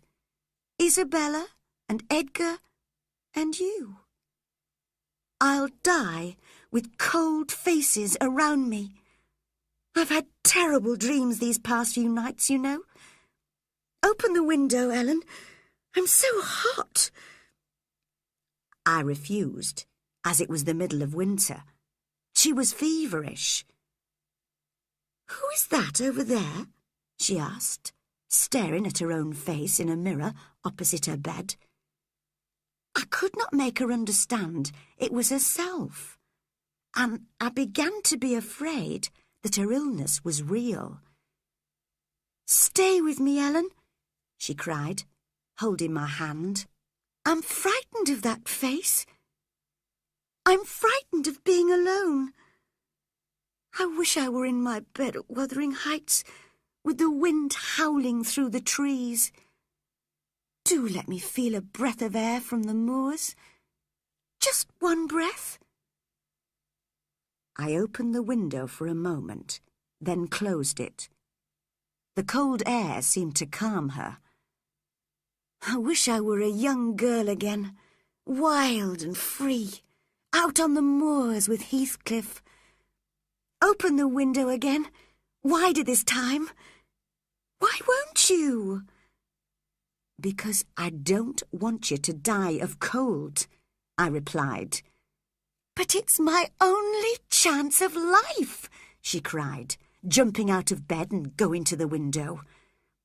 I tried to force her back to bed, but her fever made her surprisingly strong. We looked out together into the icy darkness. There was no moon and no lights were visible anywhere. But Catherine was sure she could see Wuthering Heights. "Look," she said, "there's my old home, and the churchyard near it. I won't lie there alone, Heathcliff. I won't rest until you're in the grave with me." I was still holding her back from the window and wondering what to do next when Mr. Edgar entered. "Please help, sir," I called. "Mrs. Linton is ill." "Catherine's ill?" he gasped. "Shut the window, Ellen." "Catherine, why—" When he saw his wife's face, he was so shocked that he stopped speaking and stared at her in horror. She was almost unconscious and did not recognise him at first. "Ah, it's you, is it? Edgar Linton," she said after a few moments. "You don't come when you're wanted, and now you come when you're not wanted. But whatever you say, nothing can keep me from my home, my place of rest, out there in the open air with a gravestone at my head." "She's feverish, sir, and doesn't know what she's saying," I whispered. If she has food and rest, she'll recover. I want no further advice from you, Ellen Dean, said Mr. Edgar coldly. You knew how ill she was, and you didn't tell me. I ran downstairs and out of the kitchen door to fetch the doctor. I thought I heard the sound of horses in the distance, which seemed strange at 2 o'clock in the morning. And when I found Dr. Kenneth, he told me someone had seen Isabella and Heathcliff meeting secretly in the garden earlier that evening. That night, none of us slept. We all sat together and waited while the doctor stayed with his patient. He told us he hoped that Catherine would recover if we kept her very quiet. In the morning, we discovered that Isabella's room was empty. She had run away with Heathcliff. When Mr. Edgar heard the news, he just said, "She chose to go with him. Don't speak to me of her again. I no longer think of her as my sister." Chapter 9. Isabella's Story, 1784. For 2 months, we heard nothing of Isabella or Heathcliff. During that time, Catherine was dangerously ill with brain fever, and Dr. Kenneth warned us that even if she recovered, her brain would never return to normal. However, she did seem to get better, and no one could have been happier than my master when he saw her sitting up in bed for the first time and beginning to take an interest in the people and things around her. He loved her so much and took such good care of her that I really thought she would recover. There was another reason for her to live. She was expecting a baby, and we all hoped she would have a son who would inherit the Linton fortune. Then Mr. Edgar received a letter from Isabella, telling him that she and Heathcliff were married. With it was a long letter for me, which said, Wuthering Heights, Dear Ellen, I arrived here last night and heard that Catherine is ill. My brother refuses to write to me, so you are the only one I can write to. Tell Edgar I still love him and Catherine and want to return to Thrushcross Grange, but I can't. The rest of this letter is for you alone, Ellen. 2 questions. How did you manage to get on with the people in this house? They don't seem human. And this interests me very much. What is Mr. Heathcliff? A man? A madman? A devil? When you come to visit me, you must explain to me what sort of creature I've married. And you must come very soon with a message from Edgar. Heathcliff brought me here last night. This house is going to be my home, he says. He disappeared as soon as we arrived, so I entered the kitchen alone. What a miserable, depressing place it is now, Ellen. By the fire stood a dirty child. I realised he must be Catherine's nephew, Hareton, and tried to shake his hand.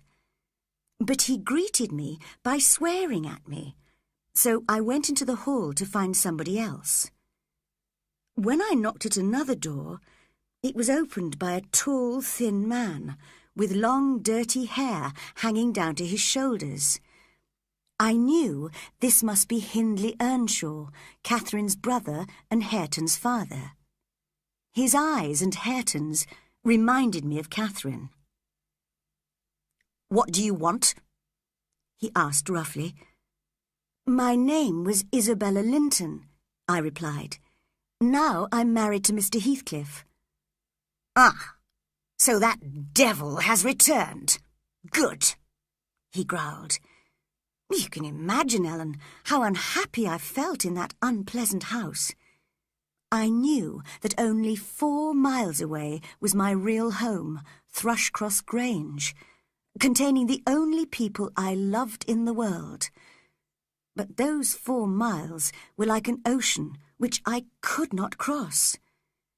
Don't tell Edgar or Catherine this, but I had hoped to find a friend at Wuthering Heights, someone to support me against Heathcliff. Now I realised that no one here would help me. After a long silence, I said, "Please ask a maid to show me my bedroom. I'm tired after my journey." "We have no maids here," he answered. "Joseph will show you Heathcliff's room if you like. And you'd better lock the bedroom door tonight." "Why, Mr. Earnshaw?" I asked. I did not want to lock myself in with Heathcliff. He brought out a gun, which had a knife attached to it. "Look at this," he said. "Every night I try to open his bedroom door. Up to now he's locked it. But one night he'll forget, and then I'll kill him." "Why do you hate him so much?" I asked. "Because he's taken everything from me," he shouted angrily. "There's nothing left for Hareton to inherit, but I'm going to get it all back. And his money too, and then his blood. Then the devil can have his soul." He seemed mad to me, Ellen. I left him and went to find the old servant Joseph. It seemed that Heathcliff's room was locked, and there were no guest bedrooms, so in the end I slept on a chair in the child's room. What a welcome to my new home! I know Heathcliff blames Edgar for Catherine's illness. He has warned me he'll make me suffer for it. Oh, I do hate him. I'm so miserable. I've been such a fool. Don't tell anyone at Thrushcross Grange about this, Ellen. Come quickly. Don't disappoint me. Isabella. As soon as I had read this, I asked Mr. Edgar if I could take a message from him to his sister. "You may visit her this afternoon, Ellen, if you like.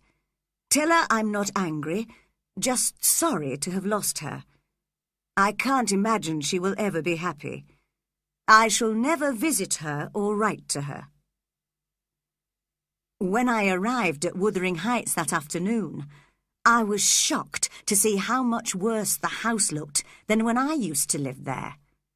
I realised that Hindley did not care what conditions he lived in, and Joseph clearly spent more time praying than cleaning. Heathcliff and Isabella were both in the main room. Heathcliff looked more like a gentleman than I had ever seen him, but his wife had not bothered to brush her hair or change her dress. I had to explain to poor Isabella that Mr. Edgar had refused to write to her. She cried a little when she heard that. Then Heathcliff asked me question after question about Catherine's illness. "If you really love her," I told him, "you'll keep away from her now. She mustn't be overexcited. Her health will always be weak, and her loving husband is a very good nurse to her." "Her loving husband?" repeated Heathcliff scornfully. "Don't compare my feeling for her with his. No, Ellen, before you leave this house, I'll make you promise to arrange a meeting for me with Catherine. I must see her." "I'll never agree to that," I said. "She's just beginning to recover. She's almost forgotten you, and now you want to upset her again." "Ellen, you know as well as I do that she can never forget me. If she thinks once of Edgar Linton, she thinks 1,000 times of me. He can't love her as I can. and Catherine has a heart as deep as mine." "Catherine and Edgar are very fond of each other," said Isabella suddenly. "Don't speak of my brother like that." "Your dear brother doesn't care enough about you to write to you," replied Heathcliff, smiling sourly. "That's because he doesn't know how much I've suffered," she answered quietly, turning away to hide the tears on her face. "Sir," I said, "it seems to me that Mrs. Heathcliff, I should say, is unhappy. You must treat her kindly. Try to look after her. Let her have a maid, for example." "I'm not going to be soft with her," he replied with a laugh. "She was stupid enough to run away with me. I never pretended to love her. Now I think she's beginning to realise that I scorn her. She's an even weaker fool than her brother, but she's going to be useful to me. That's why I'm keeping her with me." "Ellen, he says he married me to have his revenge on Edgar. But I won't let him carry out his plan, whatever it is. I'll die, or I'll see him dead first." "You're getting violent, Isabella," said Heathcliff. "Go upstairs now. I want to speak to Ellen Dean in private. Go on." And he pushed her roughly out of the door. "Don't you feel pity for her?" I asked when we were alone. "Have you ever felt pity for anybody in your life?" "Why should I? She's just like an insect under my foot. The more she cries, the more I enjoy hurting her. Now, Ellen, listen. I'll wait every day and every evening in the Grange garden until I find a chance to see Catherine. If I meet Edgar Linton or his servants, I'll shoot them." "But don't you think it'd be better to avoid a fight?" "You could tell me when she'll be alone. Then there'll be no violence." I argued and complained and refused 50 times, but in the end he forced me to agree. I promised to let him know when Edgar Linton was away from home. I suppose it was wrong of me, but I hoped it would be Heathcliff's last meeting with Catherine. Chapter 10. Heathcliff visits Catherine for the last time. 1784. Heathcliff had given me a letter for Catherine, but I decided not to show it to her until Mr. Edgar was out of the house. My chance came 4 days after my visit to Wuthering Heights. As it was a Sunday, Mr. Edgar and all the servants went to church, leaving me alone to look after Catherine. She was sitting downstairs by an open window, enjoying the spring sunshine. Her appearance had changed since her illness, but there was a strange beauty in her pale face. She did not read or sew any more, but used to sit there silently, staring into the distance.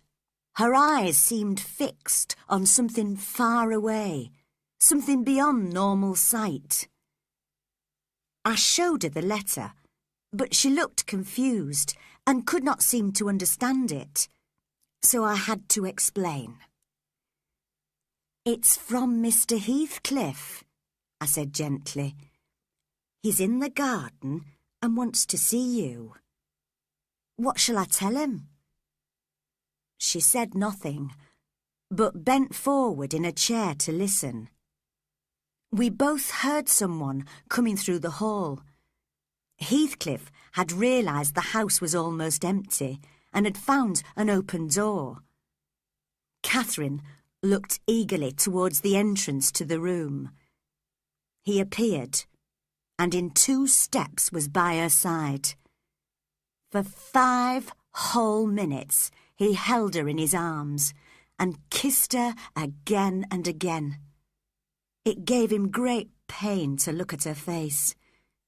He could see, as I could, that she would never recover, that she was certain to die. "Oh, Catherine! Oh, my life! How can I bear it?" he cried. "You and Edgar have broken my heart," said Catherine. "And you both want me to pity you. How strong you are, Heathcliff. You live for years after my death. Will you forget me and be happy with others when I'm in my grave?" "It's wicked of you to say that, Catherine. You know your words will burn forever in my memory after you've left me. You know I could never forget you." "I don't want you to suffer more than I do, Heathcliff. I only want us to be together, always." Heathcliff turned away, his shoulders shaking. "That isn't my Heathcliff," Catherine said to me. "I'll always love my Heathcliff and take him with me. He's in my soul, you see. Oh, Ellen, I do want to escape from this prison. There's a beautiful world waiting for me out there. You feel sorry for me now because I'm ill. Well, very soon I'll feel sorry for you because I'll be beyond you all." Heathcliff turned towards her, his fierce eyes wet. For a moment they looked at each other, and then they were in each other's arms again. No one could have separated them. "How cruel you've been to me, Catherine!" he cried wildly. "You loved me, so why did you marry Edgar Linton? It's all your fault. I haven't broken your heart. You've broken it. And you've broken mine too. Do you think I want to live after you are dead?" I've done wrong. I'm dying for it," sobbed Catherine. "It's your fault too, Heathcliff. You left me, remember? But I forgive you. Now forgive me."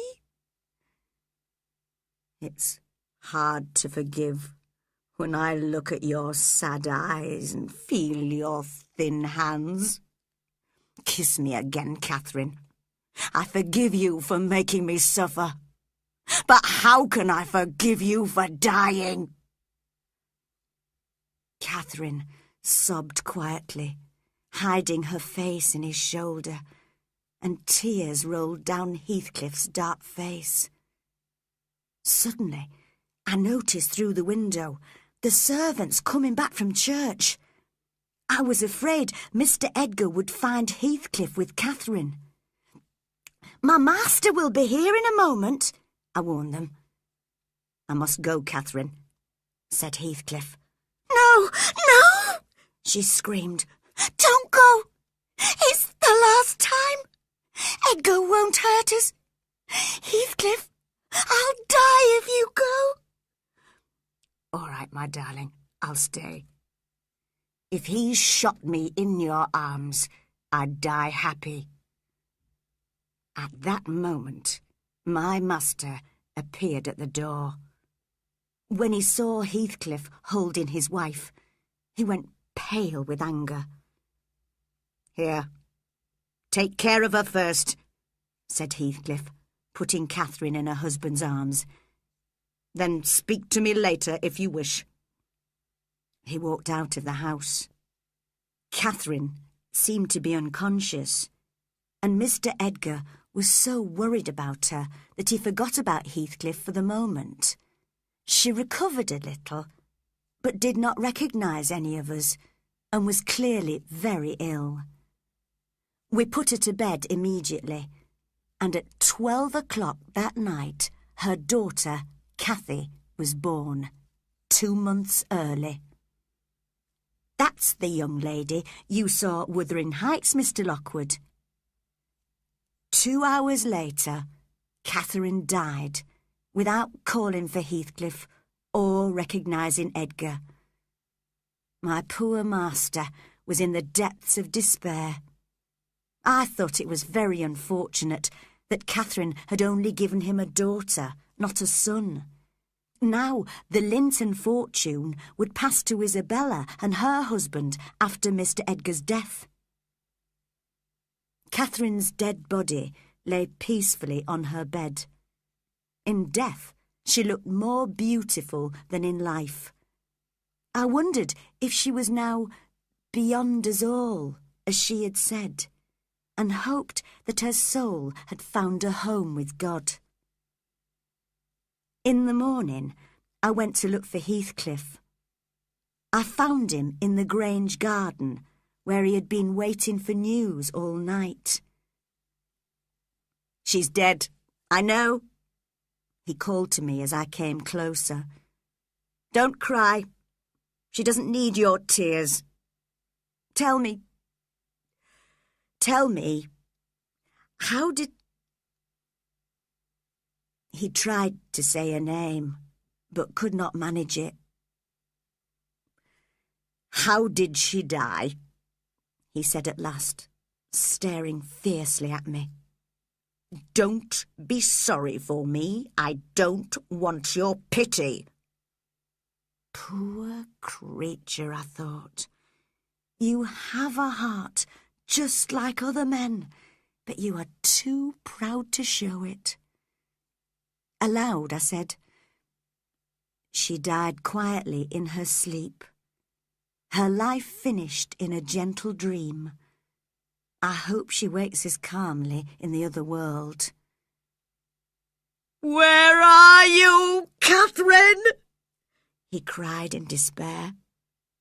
"Don't leave me here, where I can't find you. I pray that you will never rest while I'm alive. You said I killed you. Haunt me then! Murdered people do haunt their murderers, I believe. Come back as a ghost. Drive me mad. I don't care. Oh, God, I can't bear it. I cannot live without you, my soul." He howled like a wild animal and hit his forehead several times against a tree until the wood was covered in blood. I knew I could no longer help him, so I left him. Catherine was buried the following Friday. Her brother Hindley, although invited, did not come, and Isabella was not invited, so it was only Mr. Edgar and the servants who attended the ceremony. To our surprise, she was not buried in the church with the Lintons, nor with the Earnshaws. She lies in an open corner of the churchyard, where she can breathe the air from the moors. Her husband's grave is next to hers. Chapter 11.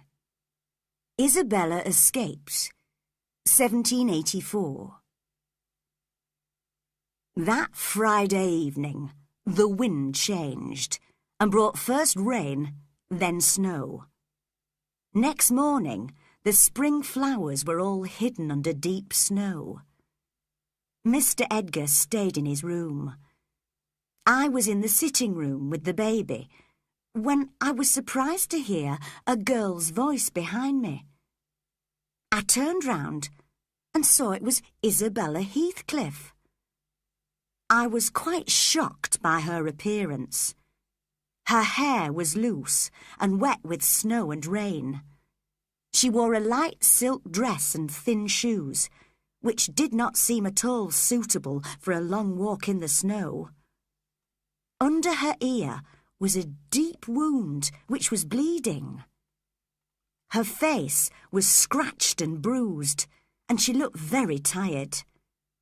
I could see that she was expecting a baby.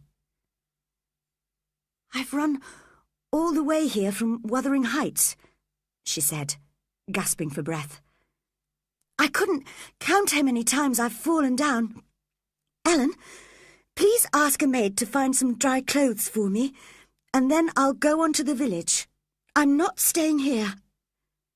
"First, my dear young lady," I told her, "you'll get warm and dry, and I'll put a bandage on that wound. Then we'll have some tea." She was so exhausted that she let me help her without protesting, and finally we sat down together near the fire with our cups of tea. "Oh, Ellen," she said, "I cried bitterly when I heard of Catherine's death, you know, and Heathcliff is desperately sad, but I can't feel sorry for him. This is the last thing of his I've got."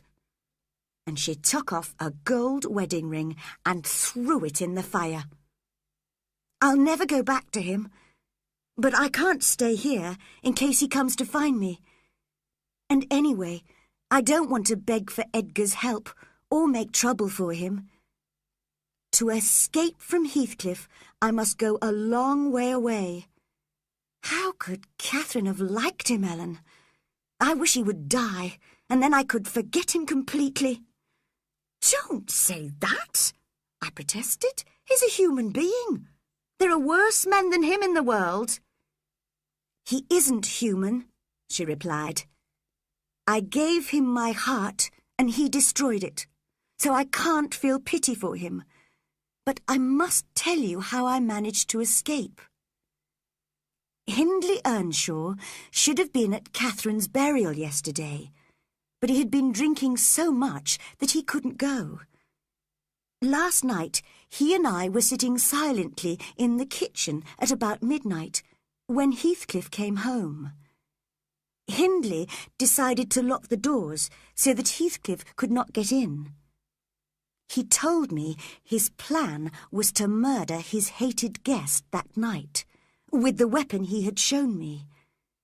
I hate Heathcliff too, but I could not agree to murder, so I called out a warning from the kitchen window. Heathcliff swore horribly at me and broke one of the windows.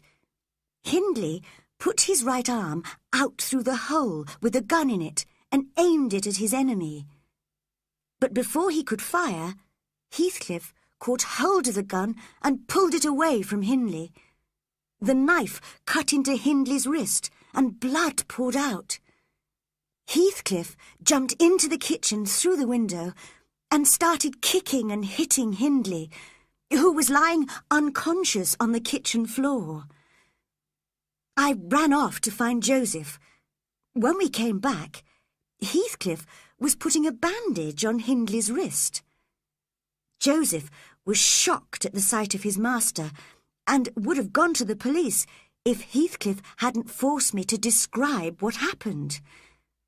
I had to agree that Hindley had certainly attacked Heathcliff first. The next day, I decided to have my revenge on Heathcliff by telling Hindley that devil had hit and kicked him when he was unconscious. And I told Heathcliff to his face that he could never have made Catherine happy if she had been his wife. This made him so angry that he threw a knife at me, which cut my neck, and then he rushed towards me, swearing violently. I knew I had to get away quickly, and as I ran out of the kitchen, I saw Hindley attack Heathcliff. Both of them were rolling on the floor, fighting. I came over the moors, through the snow to the Grange. At last I'm free, and I shall never, never spend another night at Wuthering Heights. After drinking her tea, Isabella left the Grange.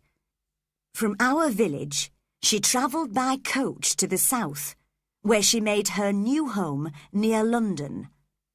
There, a few months later, she had a son. She called him Linton. Heathcliff must have discovered this from the servants. One day, when I saw him in the village, he said, "I hear I've got a son, Ellen, whose name's Linton. I suppose Isabella wants me to hate him. She can keep him for the moment. But tell Edgar Linton I'll have the boy one day. He's mine." After Catherine's death, my poor master, Mr. Edgar, was a changed man. He no longer went to church or saw any friends. He occasionally went for lonely walks on the moors and regularly visited his wife's grave. But fortunately, Catherine had left him something of herself, her daughter Cathy. This tiny child soon won his heart. It's strange, Mr. Lockwood, to compare Hindley and Edgar. They both lost their wives and were left with a child. Hindley did not believe in God and showed no interest in his son Hareton. But Edgar believed and loved his daughter Cathy deeply. Hindley himself died 6 months after his sister Catherine. We never discovered exactly what happened, but Heathcliff said he had drunk himself to death. It appeared that Heathcliff had won Hindley's house, land and money from him when playing cards, so he was now the master of Wuthering Heights. Hareton inherited nothing from his father and could only stay on at Wuthering Heights as a servant, working for the man who had been his father's enemy. Chapter 12. Bringing Up Cathy, 1797. During the next 12 years, I was happier than I had ever been before.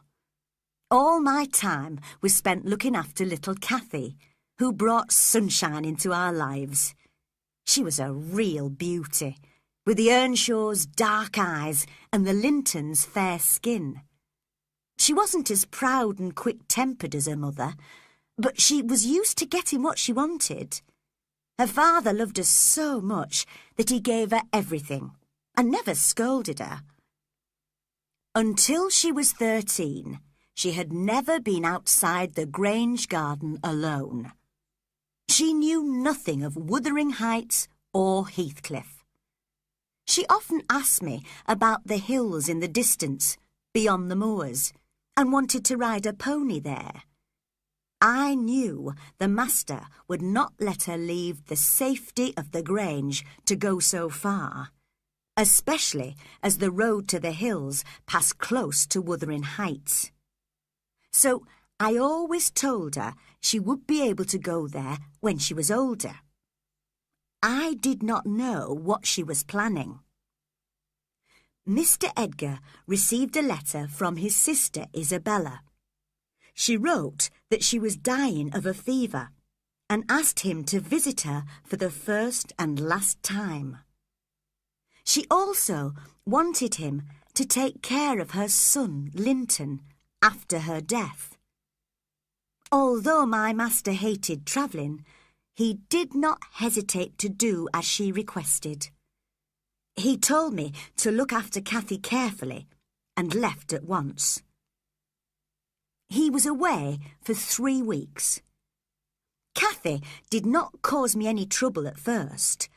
She spent her days walking her dogs and riding her pony in the large garden. But one day she asked if she could stay out the whole day. And away she went on her little pony, with her 2 dogs running behind.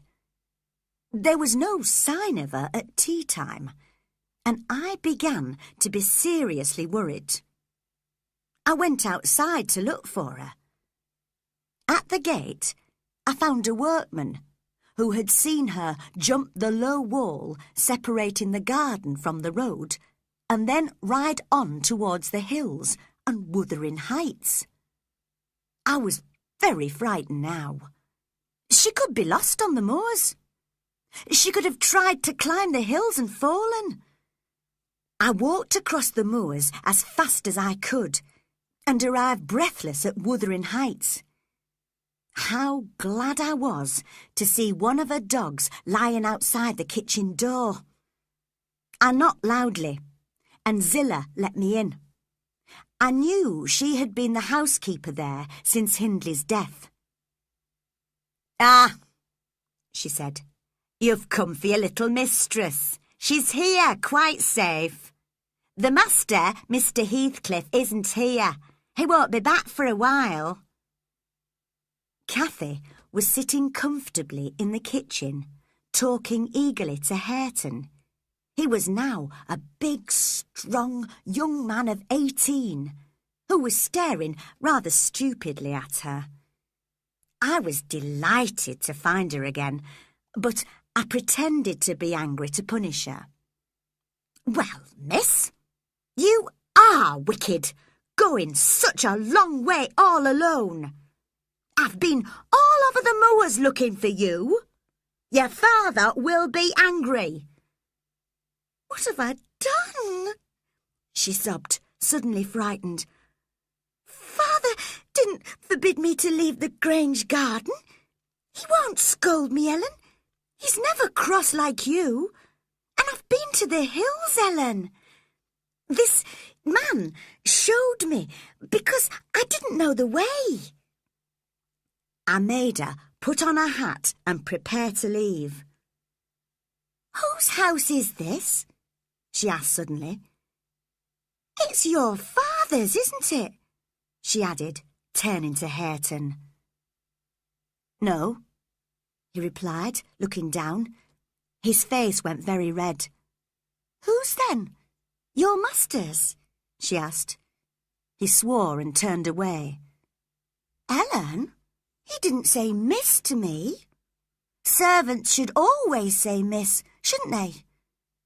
Hareton frowned and looked very angry, but said nothing. "You get my horse," she ordered him. "Hurry!" "What the devil do you mean? I'm not your servant," he growled. "You see, Miss Cathy, nice words to be used to a young lady. Now, come along. Let's fetch the pony and leave," I said. "But Ellen," she cried, staring horrified at him. "How dare he speak to me like that? He must do as I tell him."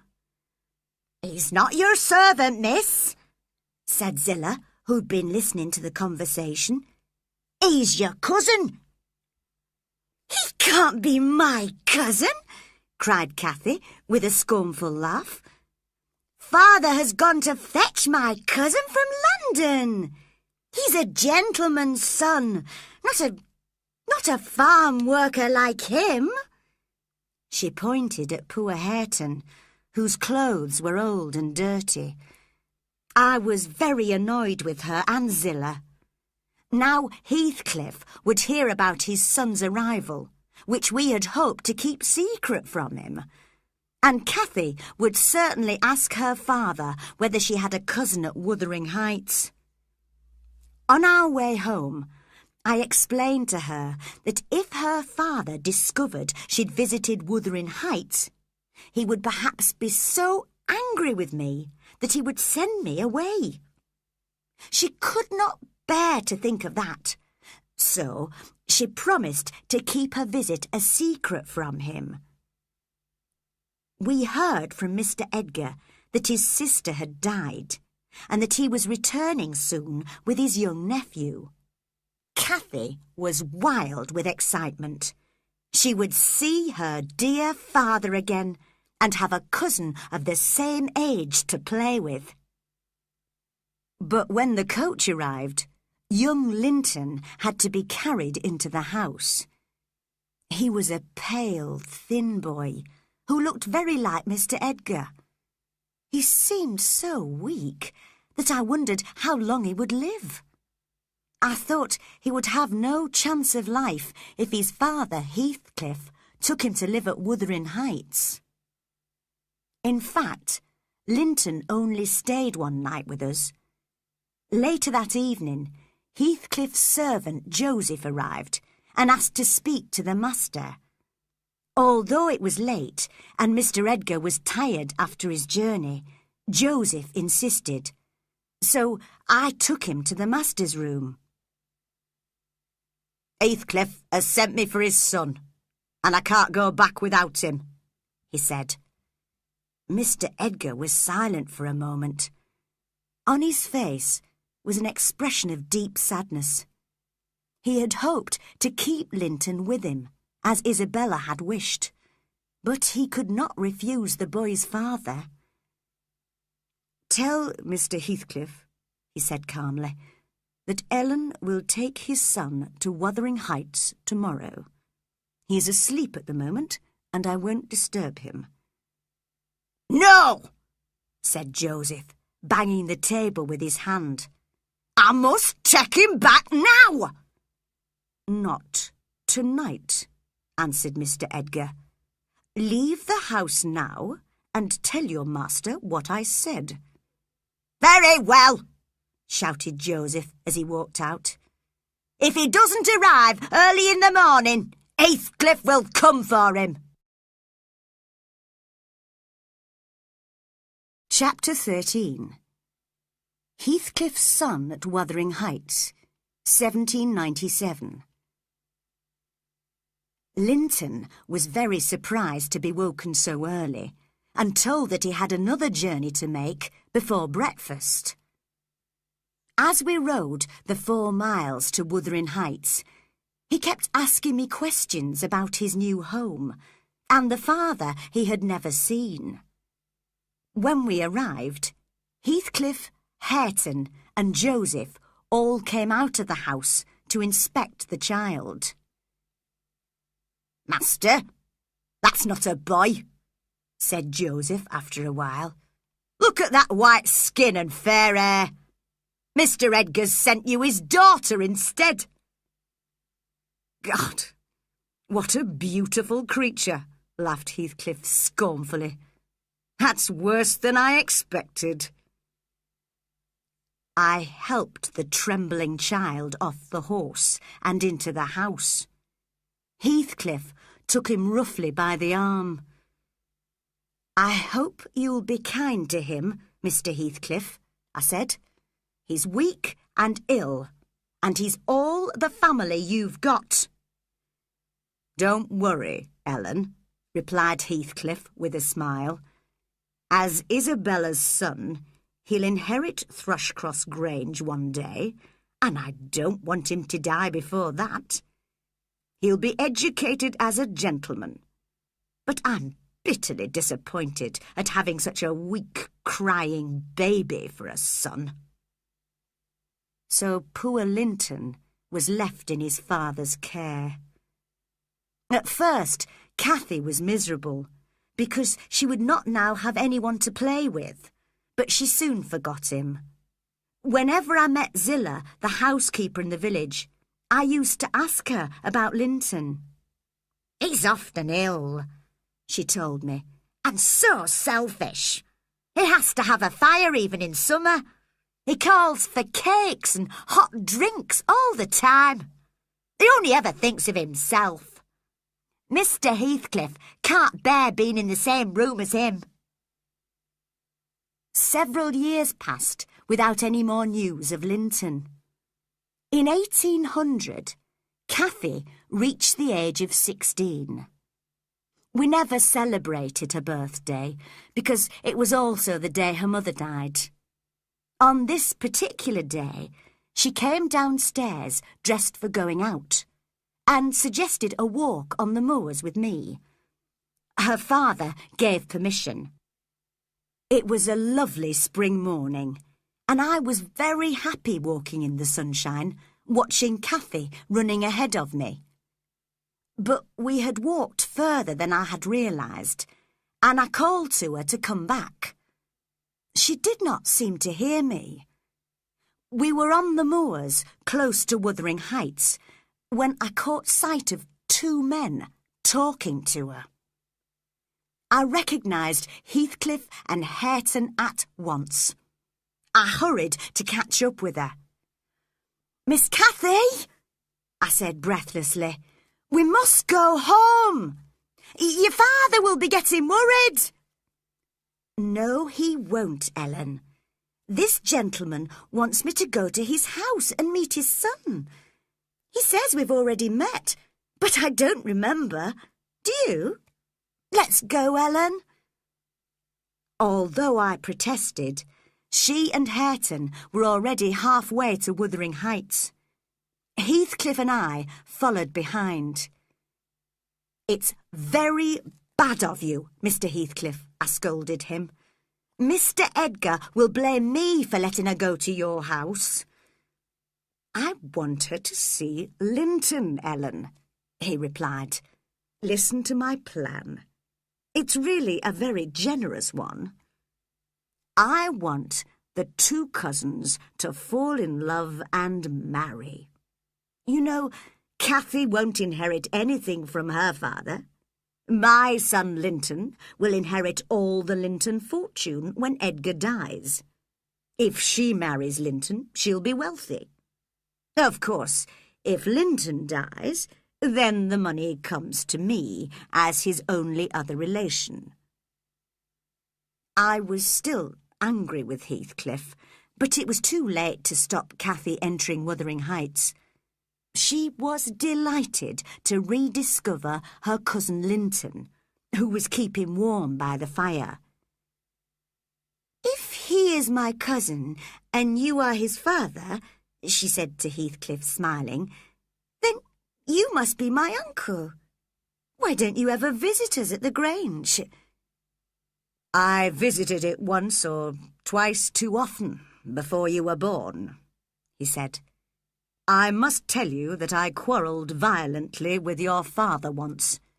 He hates me, and if you tell him you want to come here, he'll forbid it." "Well, if I can't come here, Linton can come to visit me at the Grange," suggested Cathy happily.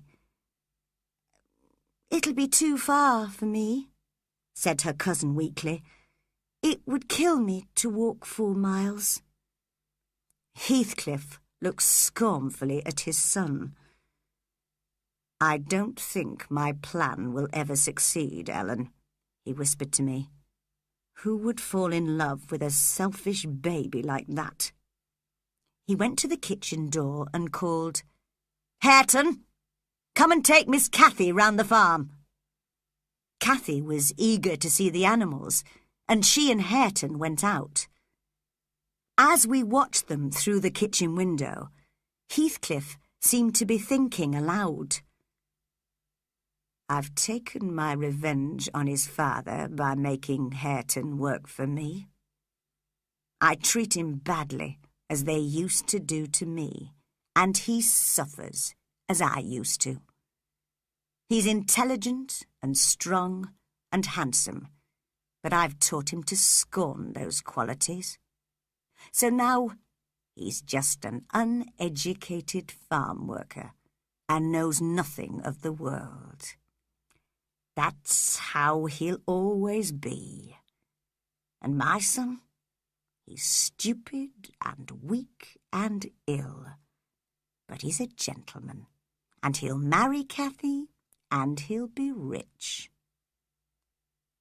Meanwhile, Linton had got up from his armchair and gone out to join Cathy and Hareton. Through the open window, I could hear the 2 younger ones laughing at Hareton's coarse way of speaking. I began to dislike Linton rather than pity him. When we arrived back at the Grange, Cathy told her father about the visit. He did not want to frighten her, and in my opinion, did not explain clearly enough why she should never communicate with Linton again. At the time, she seemed to accept her father's wish. During the next few weeks, however, I noticed Cathy's behaviour change. She was always writing on little pieces of paper, which she kept in a locked drawer in her room. And every morning she got up surprisingly early to go down to the kitchen.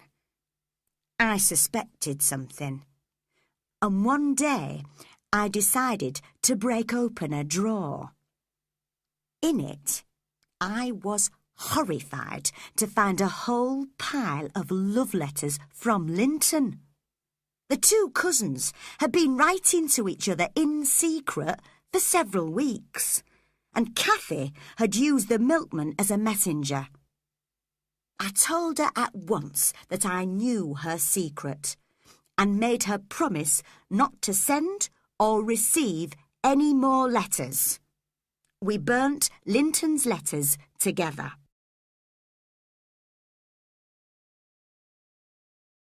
Chapter 14. Secret Visits. 1800. The months passed, and soon it was autumn. Mr. Edgar caught a bad cold, which seemed to get worse and worse. He stayed indoors the whole winter, so Cathy only had me as a companion on her walks. She had become very quiet and sad since her relationship with Linton had ended, and was very worried about her father's illness. One day, when we were walking in the Grange garden, I noticed her crying. "Cathy, what's the matter, love?" I asked. "Oh, Ellen," she sobbed. "What shall I do if Father dies? And if you die? I'll be left alone." "I hope he and I have years more of life ahead of us. All you need do is look after your father and let him see you cheerful. But I think he would be really ill if he thought you loved Linton, whose father would like to see Mr. Edgar dead." "I'll never do anything to worry or annoy Father," she promised. "I only want him to recover. I love him more than anyone else in the world, more than myself." Just then we reached the gate, and I saw a gentleman on a horse looking over it. It was Heathcliff. "Miss Linton," he called. "There's something I must tell you." "I won't listen," answered Cathy. "Father and Ellen both say you're a wicked man." "But this is about my son Linton, not me. What a trick you played on him. You wrote him all those love letters, and then I suppose you got tired of it and stopped. Well, you've broken poor Linton's heart. I swear he's dying of love for you, and he'll be in the grave by next summer unless you help him. Be generous. Come and visit him. I'll be away all next week, so your father won't be angry if you come." He rode away. Although I tried to persuade Cathy that Heathcliff could not be telling the truth, my young mistress was very upset and determined to discover how Linton was. The next morning, we rode to Wuthering Heights. We found Linton alone, lying on a sofa. He looked feverish and ill, and had a bad cough. "Will you shut the door?" he said crossly as we entered. "It's so cold. No, Cathy, I can't breathe if you kiss me. I want a drink." Cathy poured him a glass of water. "And are you glad to see me, Linton?" she asked hopefully. "Yes, I am," he replied. "But you should have come before. My father swore at me and said it was my fault you didn't come. Will you come and visit me again?" "Yes, Linton," Cathy said gently, holding his hand. "If Father agreed, I'd spend half my time with you. I wish you were my brother. Then we could spend all our time together. But my father says you would love me best if you were my wife, so that would be better." "I'd never love anybody more than Father," she replied seriously. "Sometimes men hate their wives, like your father. He hated your mother, my Aunt Isabella. That's why she left him." "That's not true!" cried the boy. "Anyway, your mother hated your father, and she loved mine." "You're lying! I hate you!" she shouted angrily, and gave the sofa a violent push. He fell back and started coughing so badly that even I was frightened. At last he recovered.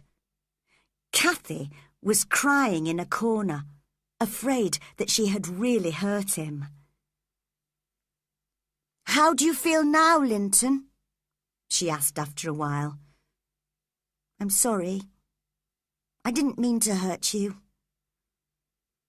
"I wish you felt as ill as I do, you cruel thing. And I was better today before you came." His voice was full of pity for himself. "We must go," I said. "You can see, Miss Cathy, that he isn't dying of love for you. It's not your fault that he's ill. Come along." But I could not stop Cathy whispering something in Linton's ear before we left the room. On the way home, I told her I would not allow her to visit him again. "He's a selfish child, Miss Cathy, and I don't think he'll live till he's 20. I'm glad you're not going to marry him." Cathy looked sad. "I'm sure he'd recover if I looked after him, and I don't think we'd quarrel if we knew each other better." "Well, miss, if you try to go there again, with or without me, I'll tell your father." But the next day, I fell ill and had to stay in bed for 3 weeks, which was very unusual for me. My little mistress went from her father's bedroom to mine and back again, and looked after us both with the greatest care. But I never wondered what she did in the evenings, when Mr. Edgar had gone to bed, and I no longer needed her. I only discovered the truth on the first day I was able to get up. In the evening, I asked her to read to me, and was surprised how sleepy she seemed. She went to bed early. I felt rather worried about her health, and went to her room an hour later to see if she needed anything. Her bedroom was empty. I sat there in the dark, waiting for her to return. When she arrived, shaking the snow off her shoes, she was shocked to find me there. I guessed where she had been, but I made her tell me the whole story. Every night since I had been ill, she had ridden to Wuthering Heights and spent the evening with her cousin. Sometimes she was happy with Linton when he was cheerful and less selfish, but most of the time she was miserable. However, she insisted that the visit should continue because Linton needed her and she wanted to see him.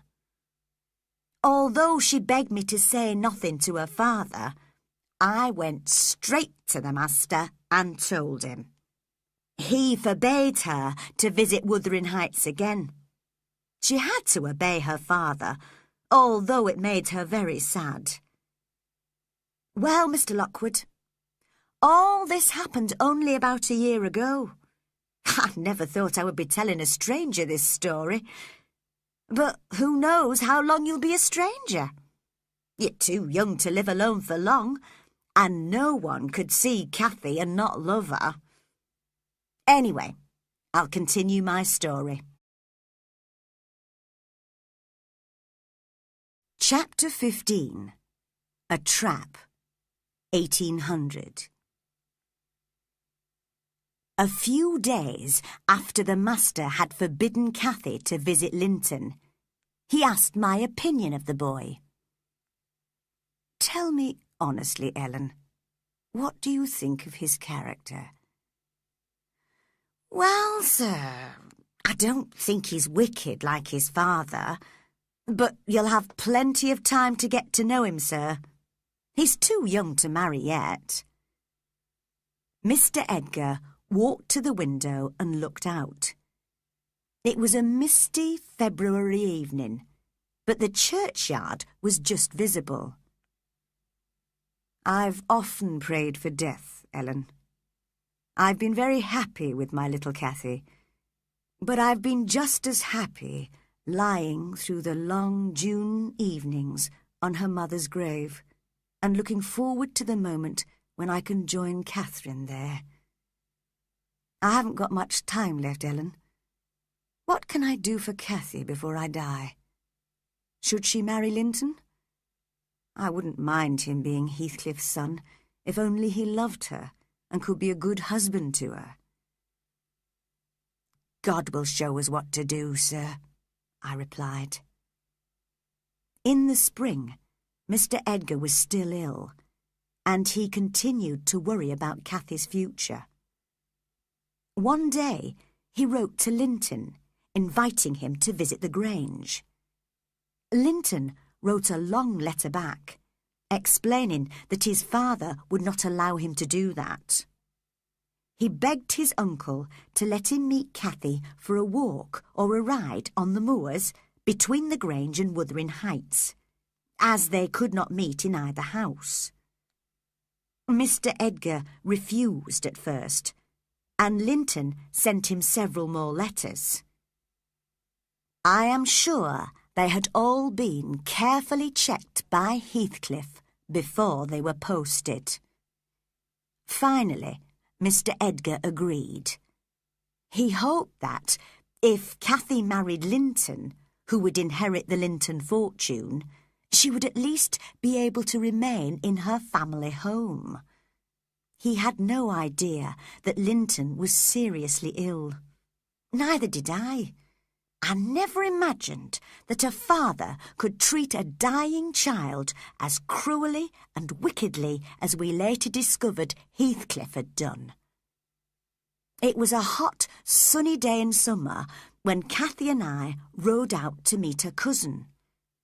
We were both shocked to discover that he could neither ride nor walk, and was lying on the grass waiting for us. He looked even paler and weaker than the last time I had seen him. During our meeting, he did not seem interested in Cathy or her news. Cathy noticed this immediately. "Well, Linton," she said after a while, "you don't want to talk to me, so I think I'll go home." "No, no," he cried, getting quite excited. "Not yet! Stay at least another half hour. My father will be angry with me if you leave early." "I suppose we can stay a few minutes longer," said Cathy. We waited, talking to each other quietly, while Linton slept a little. Sometimes he cried out in pain. "Do you think his health is better now than before?" whispered Cathy. "I'm sorry, Miss Cathy. I think it's much worse," I answered. Cathy called her pony, and the sound woke Linton up. "If you see my father," he said, hesitating, "could you tell him I've been cheerful? He'll be here soon." And he looked round in terror. "I'll be here next Thursday," cried Cathy, as she jumped on her pony. "Come on, Ellen." In the week that followed, Mr. Edgar's illness grew worse every day. Cathy could not avoid realising how serious it was, and sat by his bedside day and night, looking sad and pale. Her father's room had become her whole world. On Thursday, I thought a ride in the fresh air would be good for her, and Mr. Edgar gladly gave her permission to see Linton. He was hoping that she would not be left alone after his death. I did not want to worry him in his last moments, so I did not tell him that Linton was also dying. We rode onto the moors and found Linton lying in the same place as before. He was looking very frightened. "I thought you weren't going to come," he said. "Why won't you be honest?" cried Cathy at once. "Why have you brought me here again if you don't want to see me? My father's very ill, and I should be with him." Tears rolled down Linton's face. He seemed terrified. "Oh, I can't bear it," he sobbed. "Cathy, I daren't explain, but if you leave me, he'll kill me. Dear Cathy, my life is in your hands. Kind, sweet Cathy, perhaps you will agree, and then he won't hurt me." Cathy was no longer impatient. "Agree to what, Linton?" she asked gently. "Tell me everything. You wouldn't do anything to hurt me, would you, Linton? I'm your best friend." "I daren't tell you. My father—" The boy gasped. Just then, Heathcliff appeared.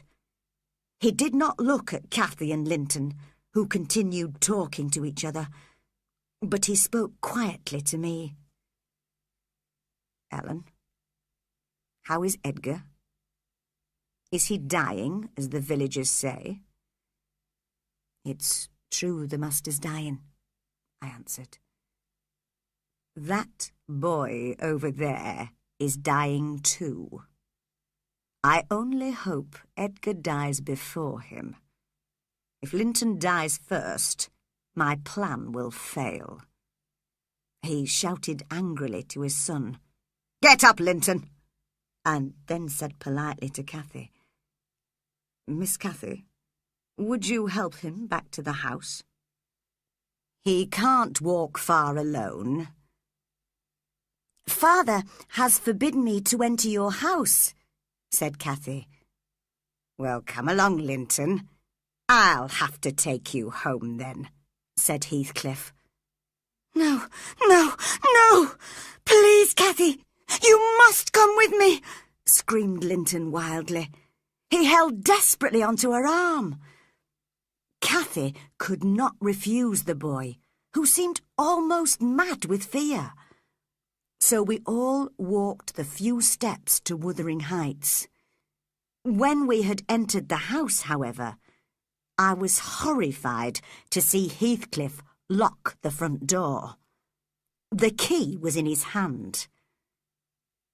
"Hareton, Joseph, and Zillah are all out of the house," he said calmly. "So we are quite alone." "Give me that key!" cried Cathy angrily. "I'm not afraid of you!" She took hold of his closed hand and bit it. He hit her violently several times on both sides of the head, and she fell into a chair, trembling. I rushed at him, but he pushed me away. "Cry as much as you like, Miss Cathy," he said.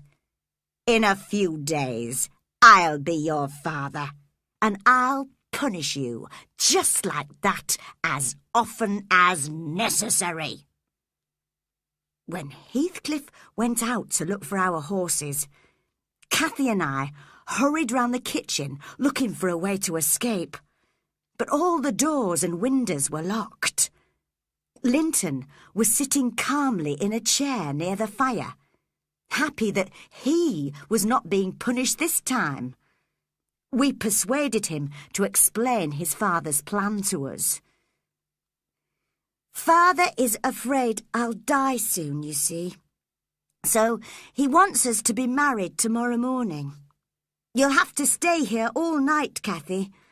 Then perhaps he'll let you go home in the morning. You marry this beautiful, healthy young lady? I cried. You must be mad. And wicked too. You and your father have tricked us into coming here. And I shook him until he started coughing. I must go home now. Father will be worried already, said Cathy. I love Father better than you, Linton. Heathcliff returned and sent his son upstairs to bed. Mr. Heathcliff, begged Cathy, Father will be miserable if I don't go home. Please let me go. I promised to marry Linton. Father would like it, and I love him. Why do you force me to do something I want to do? He can't force you, I cried. I'll go to the police. To the devil with you, Ellen. Miss Cathy, I'm delighted that your father will be miserable. In that case, you will certainly stay here for 24 hours. You won't leave here until you've kept your promise to marry Linton. Please send Ellen to let Father know I'm safe, sobbed Cathy bitterly. Poor Father. He'll think we're lost. Your father must have hated you when you came into the world. I did at least. And he'll hate you as he leaves it. Go on crying. That's what you'll be doing when you're Linton's wife. He'll make a cruel, selfish husband, I think. Heathcliff took us upstairs to Zilla's room, where we spent the night locked in. Neither of us could sleep. At 7 the following morning, he came to fetch Cathy and took her away.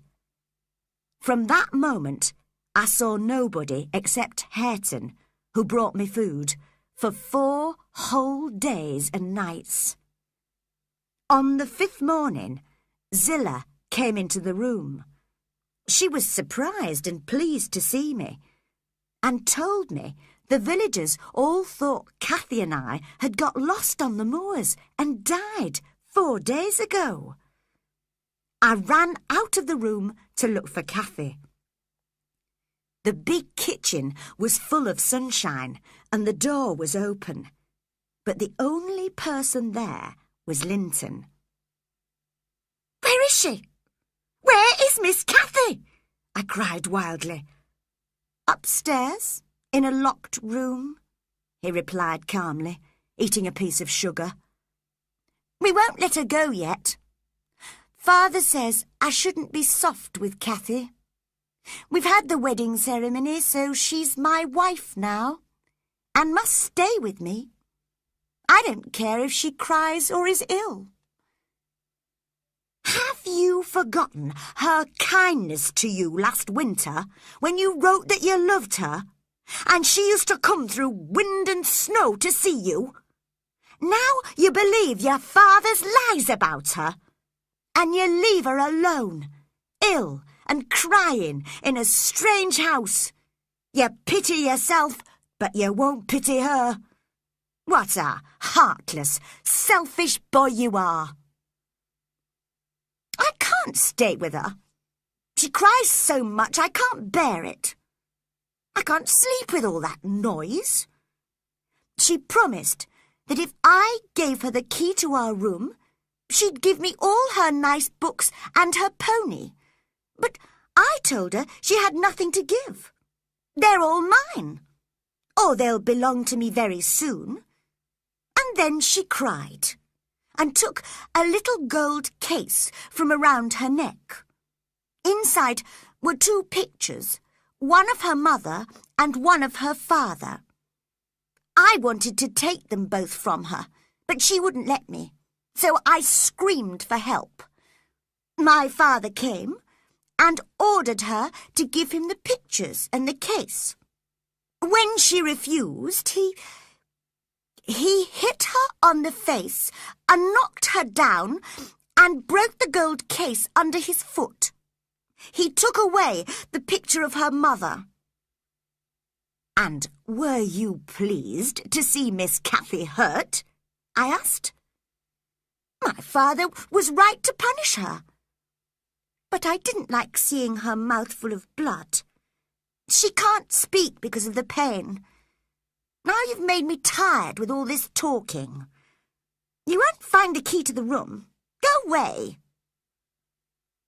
As there seemed to be no chance of persuading him to help her escape, I decided to go back to the Grange as quickly as possible and rescue her later.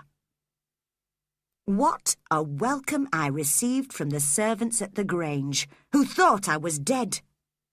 But I did not have time to tell them my story. I went straight to my master's room. He was lying in bed, very weak and close to death.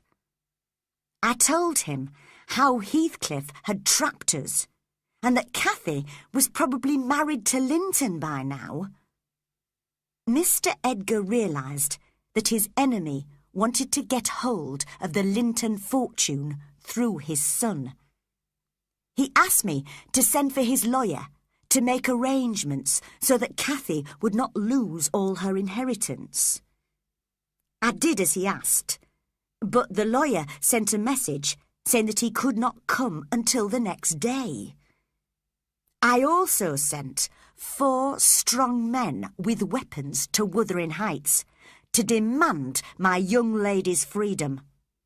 I was very angry when they returned without her, because Heathcliff had sent them away. But I needn't have worried. In the middle of the night, as I was taking some water to the master, I heard a knock on the front door and went to open it. It was my little mistress. "Ellen! Ellen!" she sobbed. "Is father still alive?" "Yes," I cried, "and thank God you're safe with us again." "I managed to make Linton help me escape from the room. Now I must see father." I could not bear to be present at their meeting. I waited outside the bedroom door, but they were both calm. Cathy's despair was as silent as her father's happiness. He died in perfect peace, Mr. Lockwood.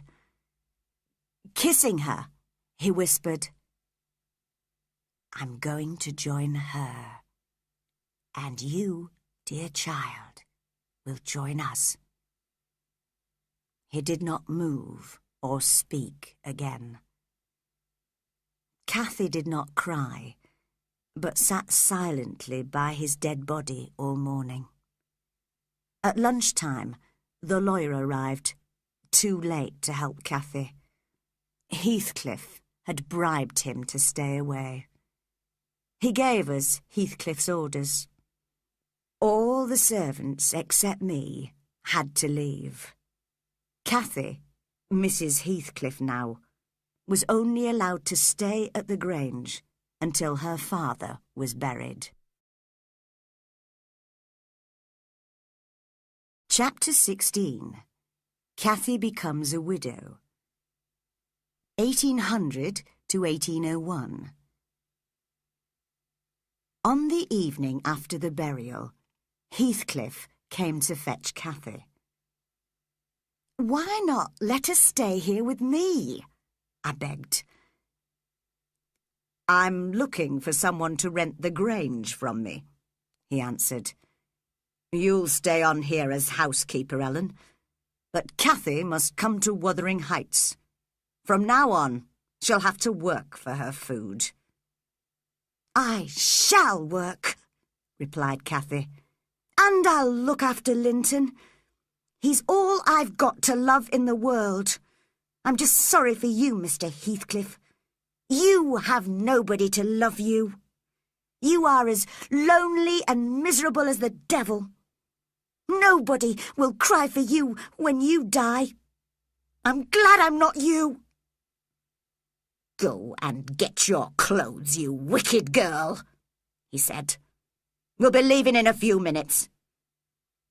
When she had gone, he walked across the room to look at the picture of Cathy's mother, Catherine, which was hanging on the wall.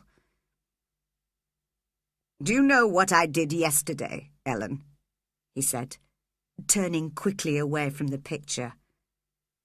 "I went to the churchyard and asked the man who was digging Edgar's grave to open the lid of Catherine's coffin for me. Her face looked just the same. I could not stop looking at her.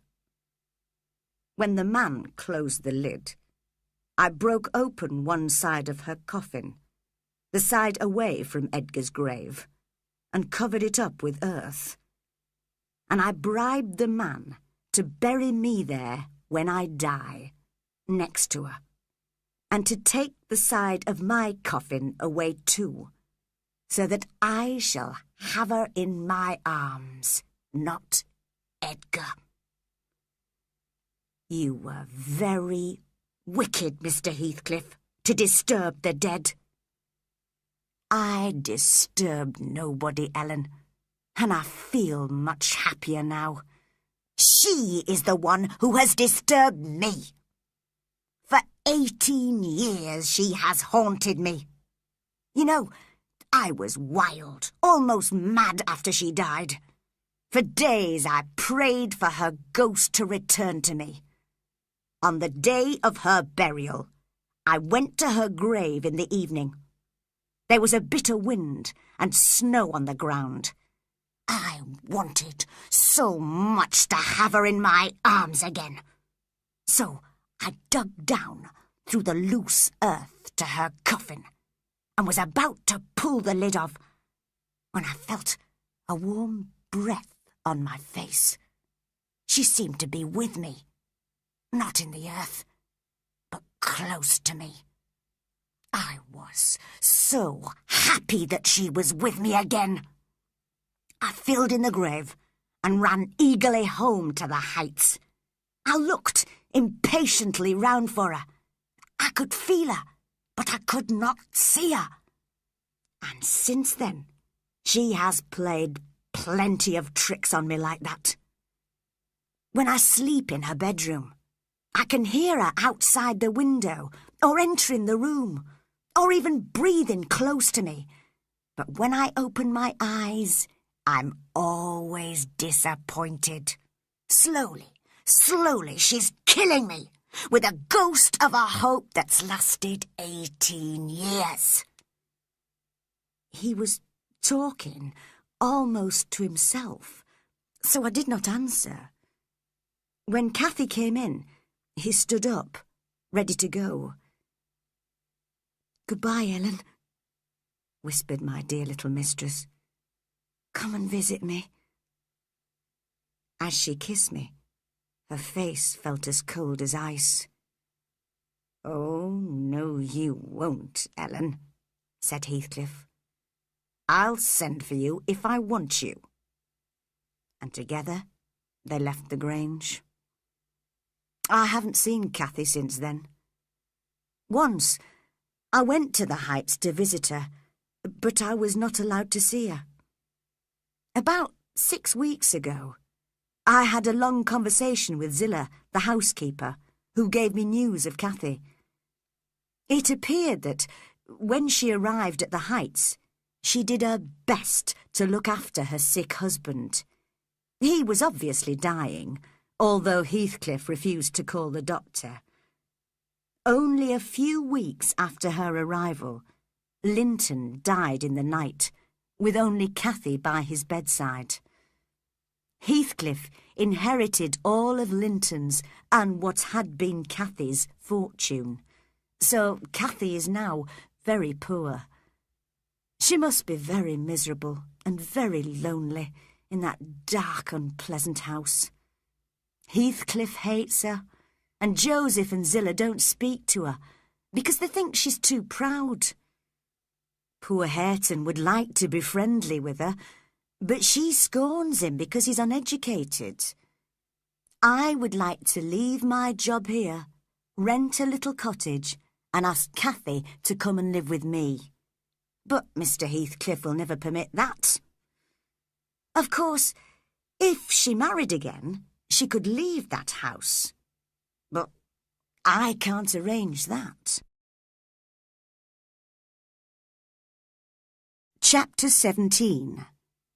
Mr. Lockwood visits Wuthering Heights again. 1802. After hearing the end of Mrs. Dean's story, I made my plans for the future. I decided I did not want to spend another winter at the Grange, and told her I would ride to the Heights to inform my landlord. She handed me a letter to give to Cathy Heathcliff. When I arrived at the gate, Hareton met me and took me into the house. Cathy was there, preparing vegetables for lunch. She did not bother to greet me. She may be beautiful, I thought, but she's not very polite. I passed by her chair and cleverly dropped Mrs. Dean's note in front of her so that Hareton wouldn't see it. She, however, just said aloud, "What's that?" "A letter from the housekeeper at the Grange," I said, annoyed with her. She gasped and tried to pick it up, but Hareton got there first. "Mr. Heathcliff will want to look at this," he said, putting it in his pocket. But when Cathy pretended to cry, Hareton could not bear to make her sad, and he threw the letter down on the table. She eagerly read every word and asked me several questions about the people at the Grange. "Mrs. Dean will want an answer to her letter," I reminded her. "You must tell her that I have no paper or pens to write with. I haven't even any books," she answered sadly. "No books?" I cried. "How can you manage without them in this lonely place?" "I always used to read so much that Mr. Heathcliff decided to take away my only pleasure and destroy my books. I've looked all over the house for them. Joseph only reads the Bible, but some of my books are in Hareton's room. Why did you take them, Hareton? Just because you enjoy stealing? They can't be any use to you." "I think Mr. Hareton wants to learn," I said, hoping to prevent a quarrel between them. "No doubt he took them away to study them." "Yes," replied Cathy, laughing. "I hear him trying to read to himself sometimes, and it's extremely funny. He makes some terrible mistakes." After a moment's shocked silence, Hareton left the room. He returned almost immediately with his arms full of books, and threw them angrily down at Cathy's feet. "Take them," he shouted. "I never want to see them again." "I won't have them now," she said. "I'll hate them because they'll make me think of you." Hareton picked up the books and threw them on the fire, then walked quickly out of the house. Mr. Heathcliff came in as Hareton went out. He had a restless, anxious expression on his face. "Mr. Heathcliff," I said, I must tell you I'm leaving for London next week, for 6 months, and I shan't want to rent the Grange any more after October. So, Mr. Lockwood, you've got tired of the moors already, have you? Well, have your lunch with Hareton and me anyway. Cathy, take your lunch in the kitchen with Joseph and Zilla. I did not enjoy lunch with my 2 silent companions, and left the Heights straight afterwards. What a pity, I thought, that Cathy Heathcliff and I didn't fall in love, as Mrs. Dean would have liked. Then I could have taken her away from this miserable place forever. Several months later, in September, I was travelling to visit friends in Yorkshire. I found myself near Thrushcross Grange, and decided to spend a night there. After all, I was still paying rent for it. When I arrived, I was surprised to find a different housekeeper, who told me Mrs. Dean had become housekeeper at the Heights.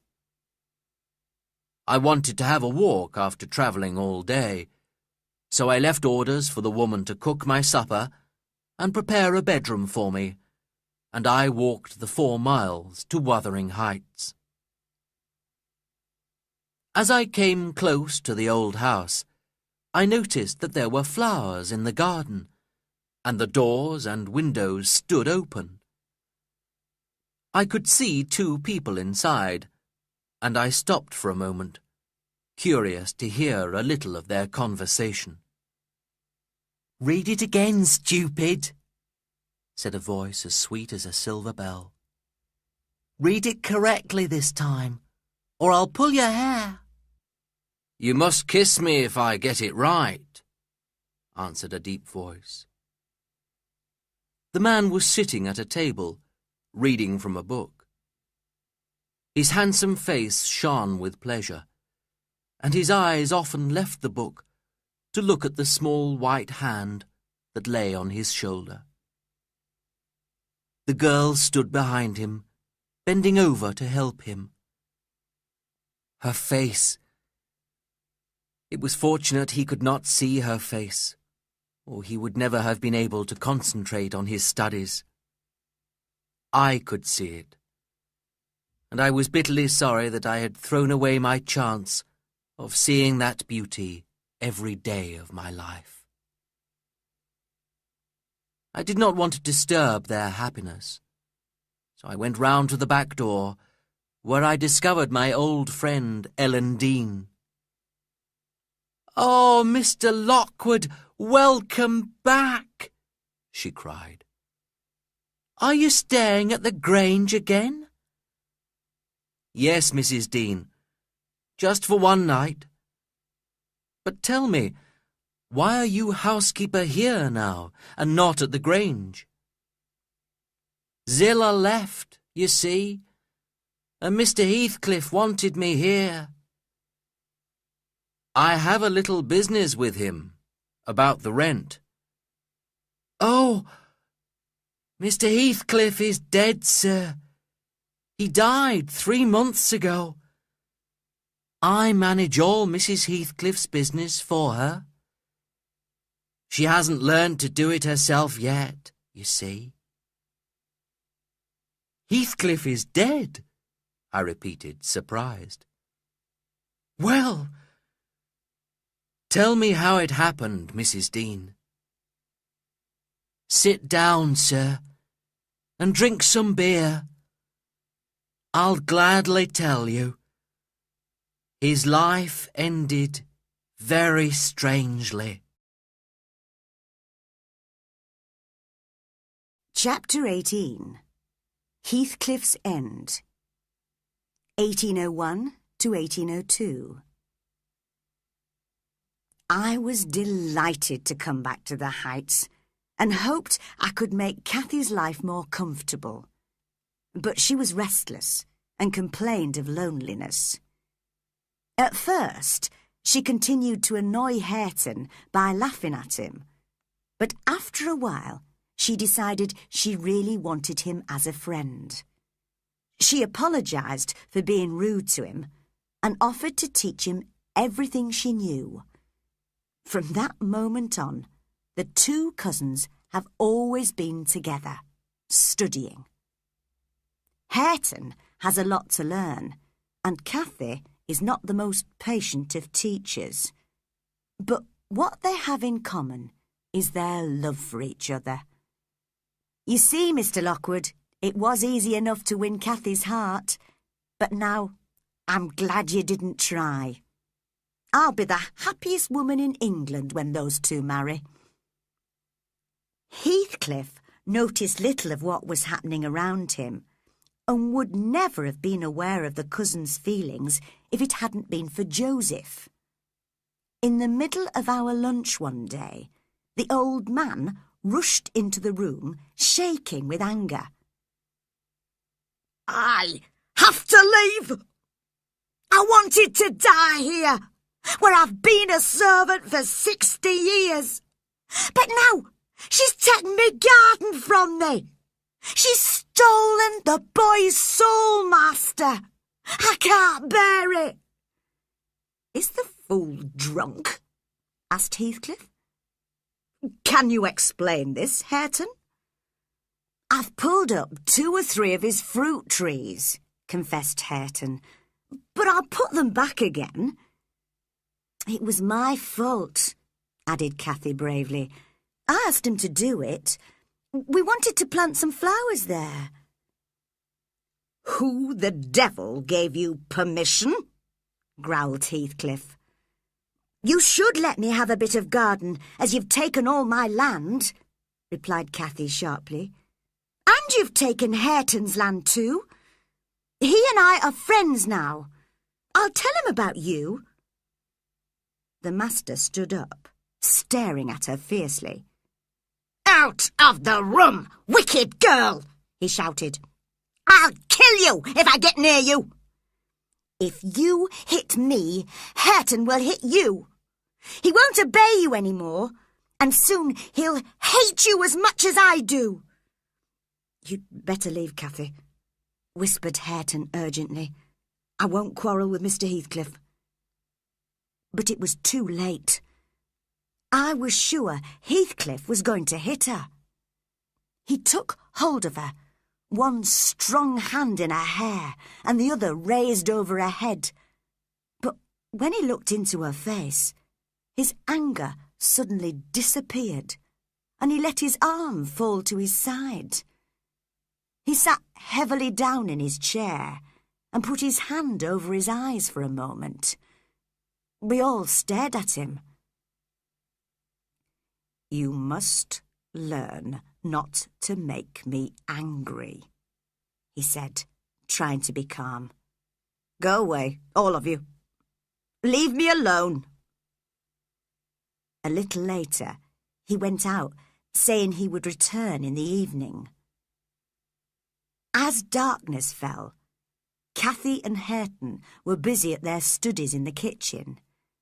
I was sitting with them, happy to see them helping each other so well. I feel they're almost my children, Mr. Lockwood, and I'm very proud of them. As the master entered the house, he had a full view of us 3. They lifted their eyes to meet his. Perhaps you haven't noticed it, but their eyes are very similar, and they are exactly like those of Catherine Earnshaw. Mr. Heathcliff stopped and stared, then looked away. At a sign from me, Cathy and Hareton went quietly out into the garden, leaving me alone with Mr. Heathcliff. It's silly, isn't it, Ellen? He muttered, that I have worked all my life to destroy these 2 families, the Earnshaws and the Lintons. I've got their money and their land. Now I can take my final revenge on the last Earnshaw and the last Linton, and no longer want to. There's a strange change coming in my life. I'm in its shadow. I'm so little interested in daily events that I even forget to eat and drink. I don't want to see those two. That's why I don't care if they spend time together. She only makes me angry, and he looks so like Catherine. But everything reminds me of Catherine. In every cloud, in every tree, I see her face. The whole world reminds me that she was here once, and I have lost her. You don't feel ill, sir, do you? Are you afraid of death? I'm not ill, Ellen, and I'm not afraid to die. But I can't continue like this. I have to remind myself to breathe, almost to remind my heart to beat. I have a single wish, for something my whole body and heart and brain have wanted for so long. Oh, God, it's a long fight. I wish it were finished. For some days after that, Mr. Heathcliff avoided meeting us at meals. He ate less and less. Late one night, I heard him leave the house. He did not return until the morning. When he came in, I noticed a change in his expression. There was a strange, wild happiness in his face, although he was pale and trembling. "Will you have some breakfast, sir?" I asked. "No, I'm not hungry," he answered. "I don't think you should stay outside at night, sir. You'll catch a bad cold or a fever." "Leave me alone, Ellen," he replied. I began to worry about him.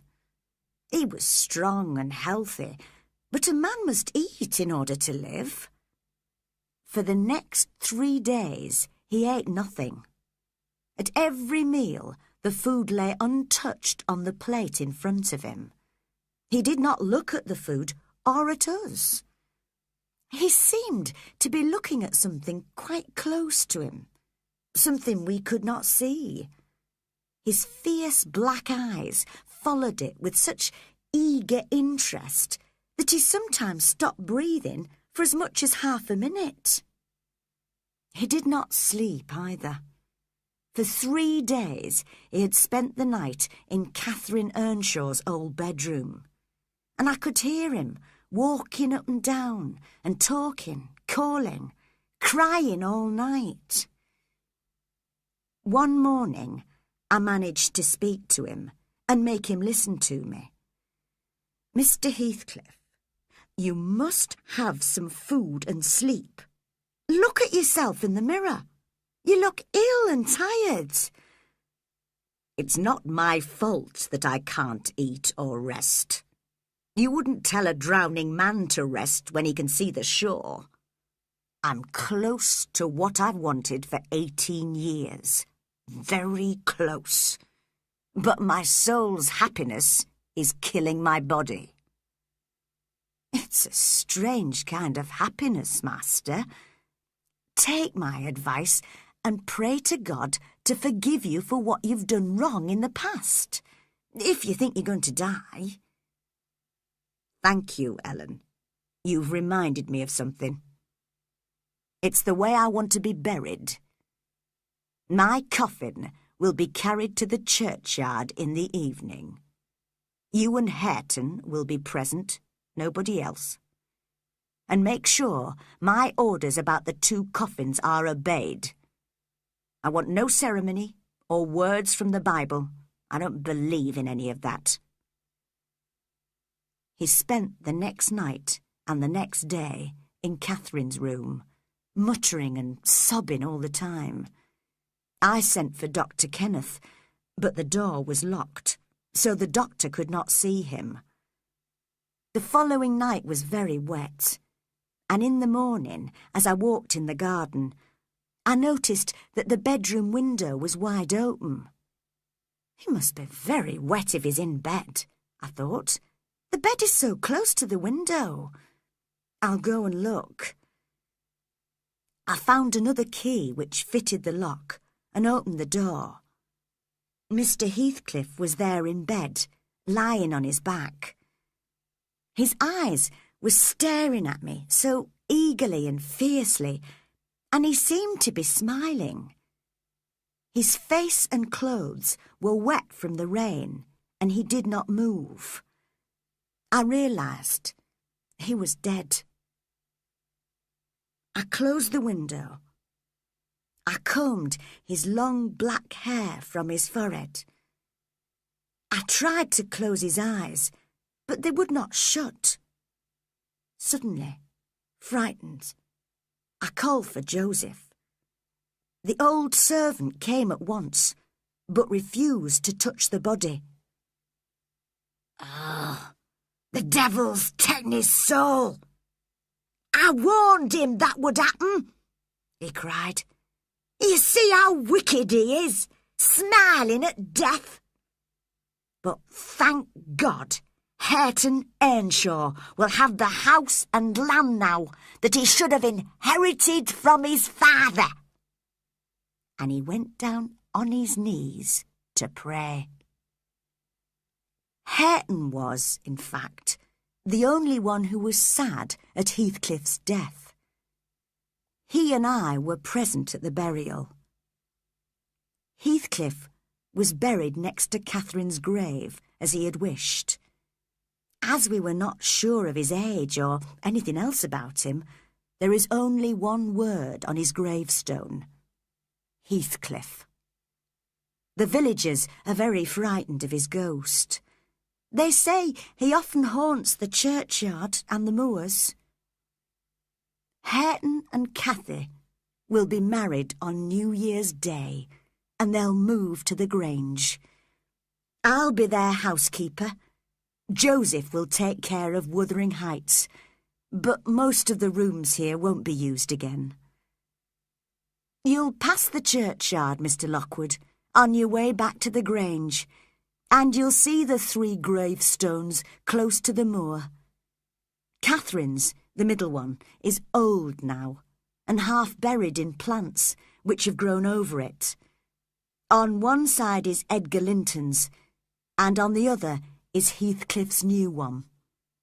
If you stay there a moment and watch the insects flying in the warm summer air and listen to the soft wind breathing through the grass, you'll understand how quietly they rest, the sleepers in that quiet earth.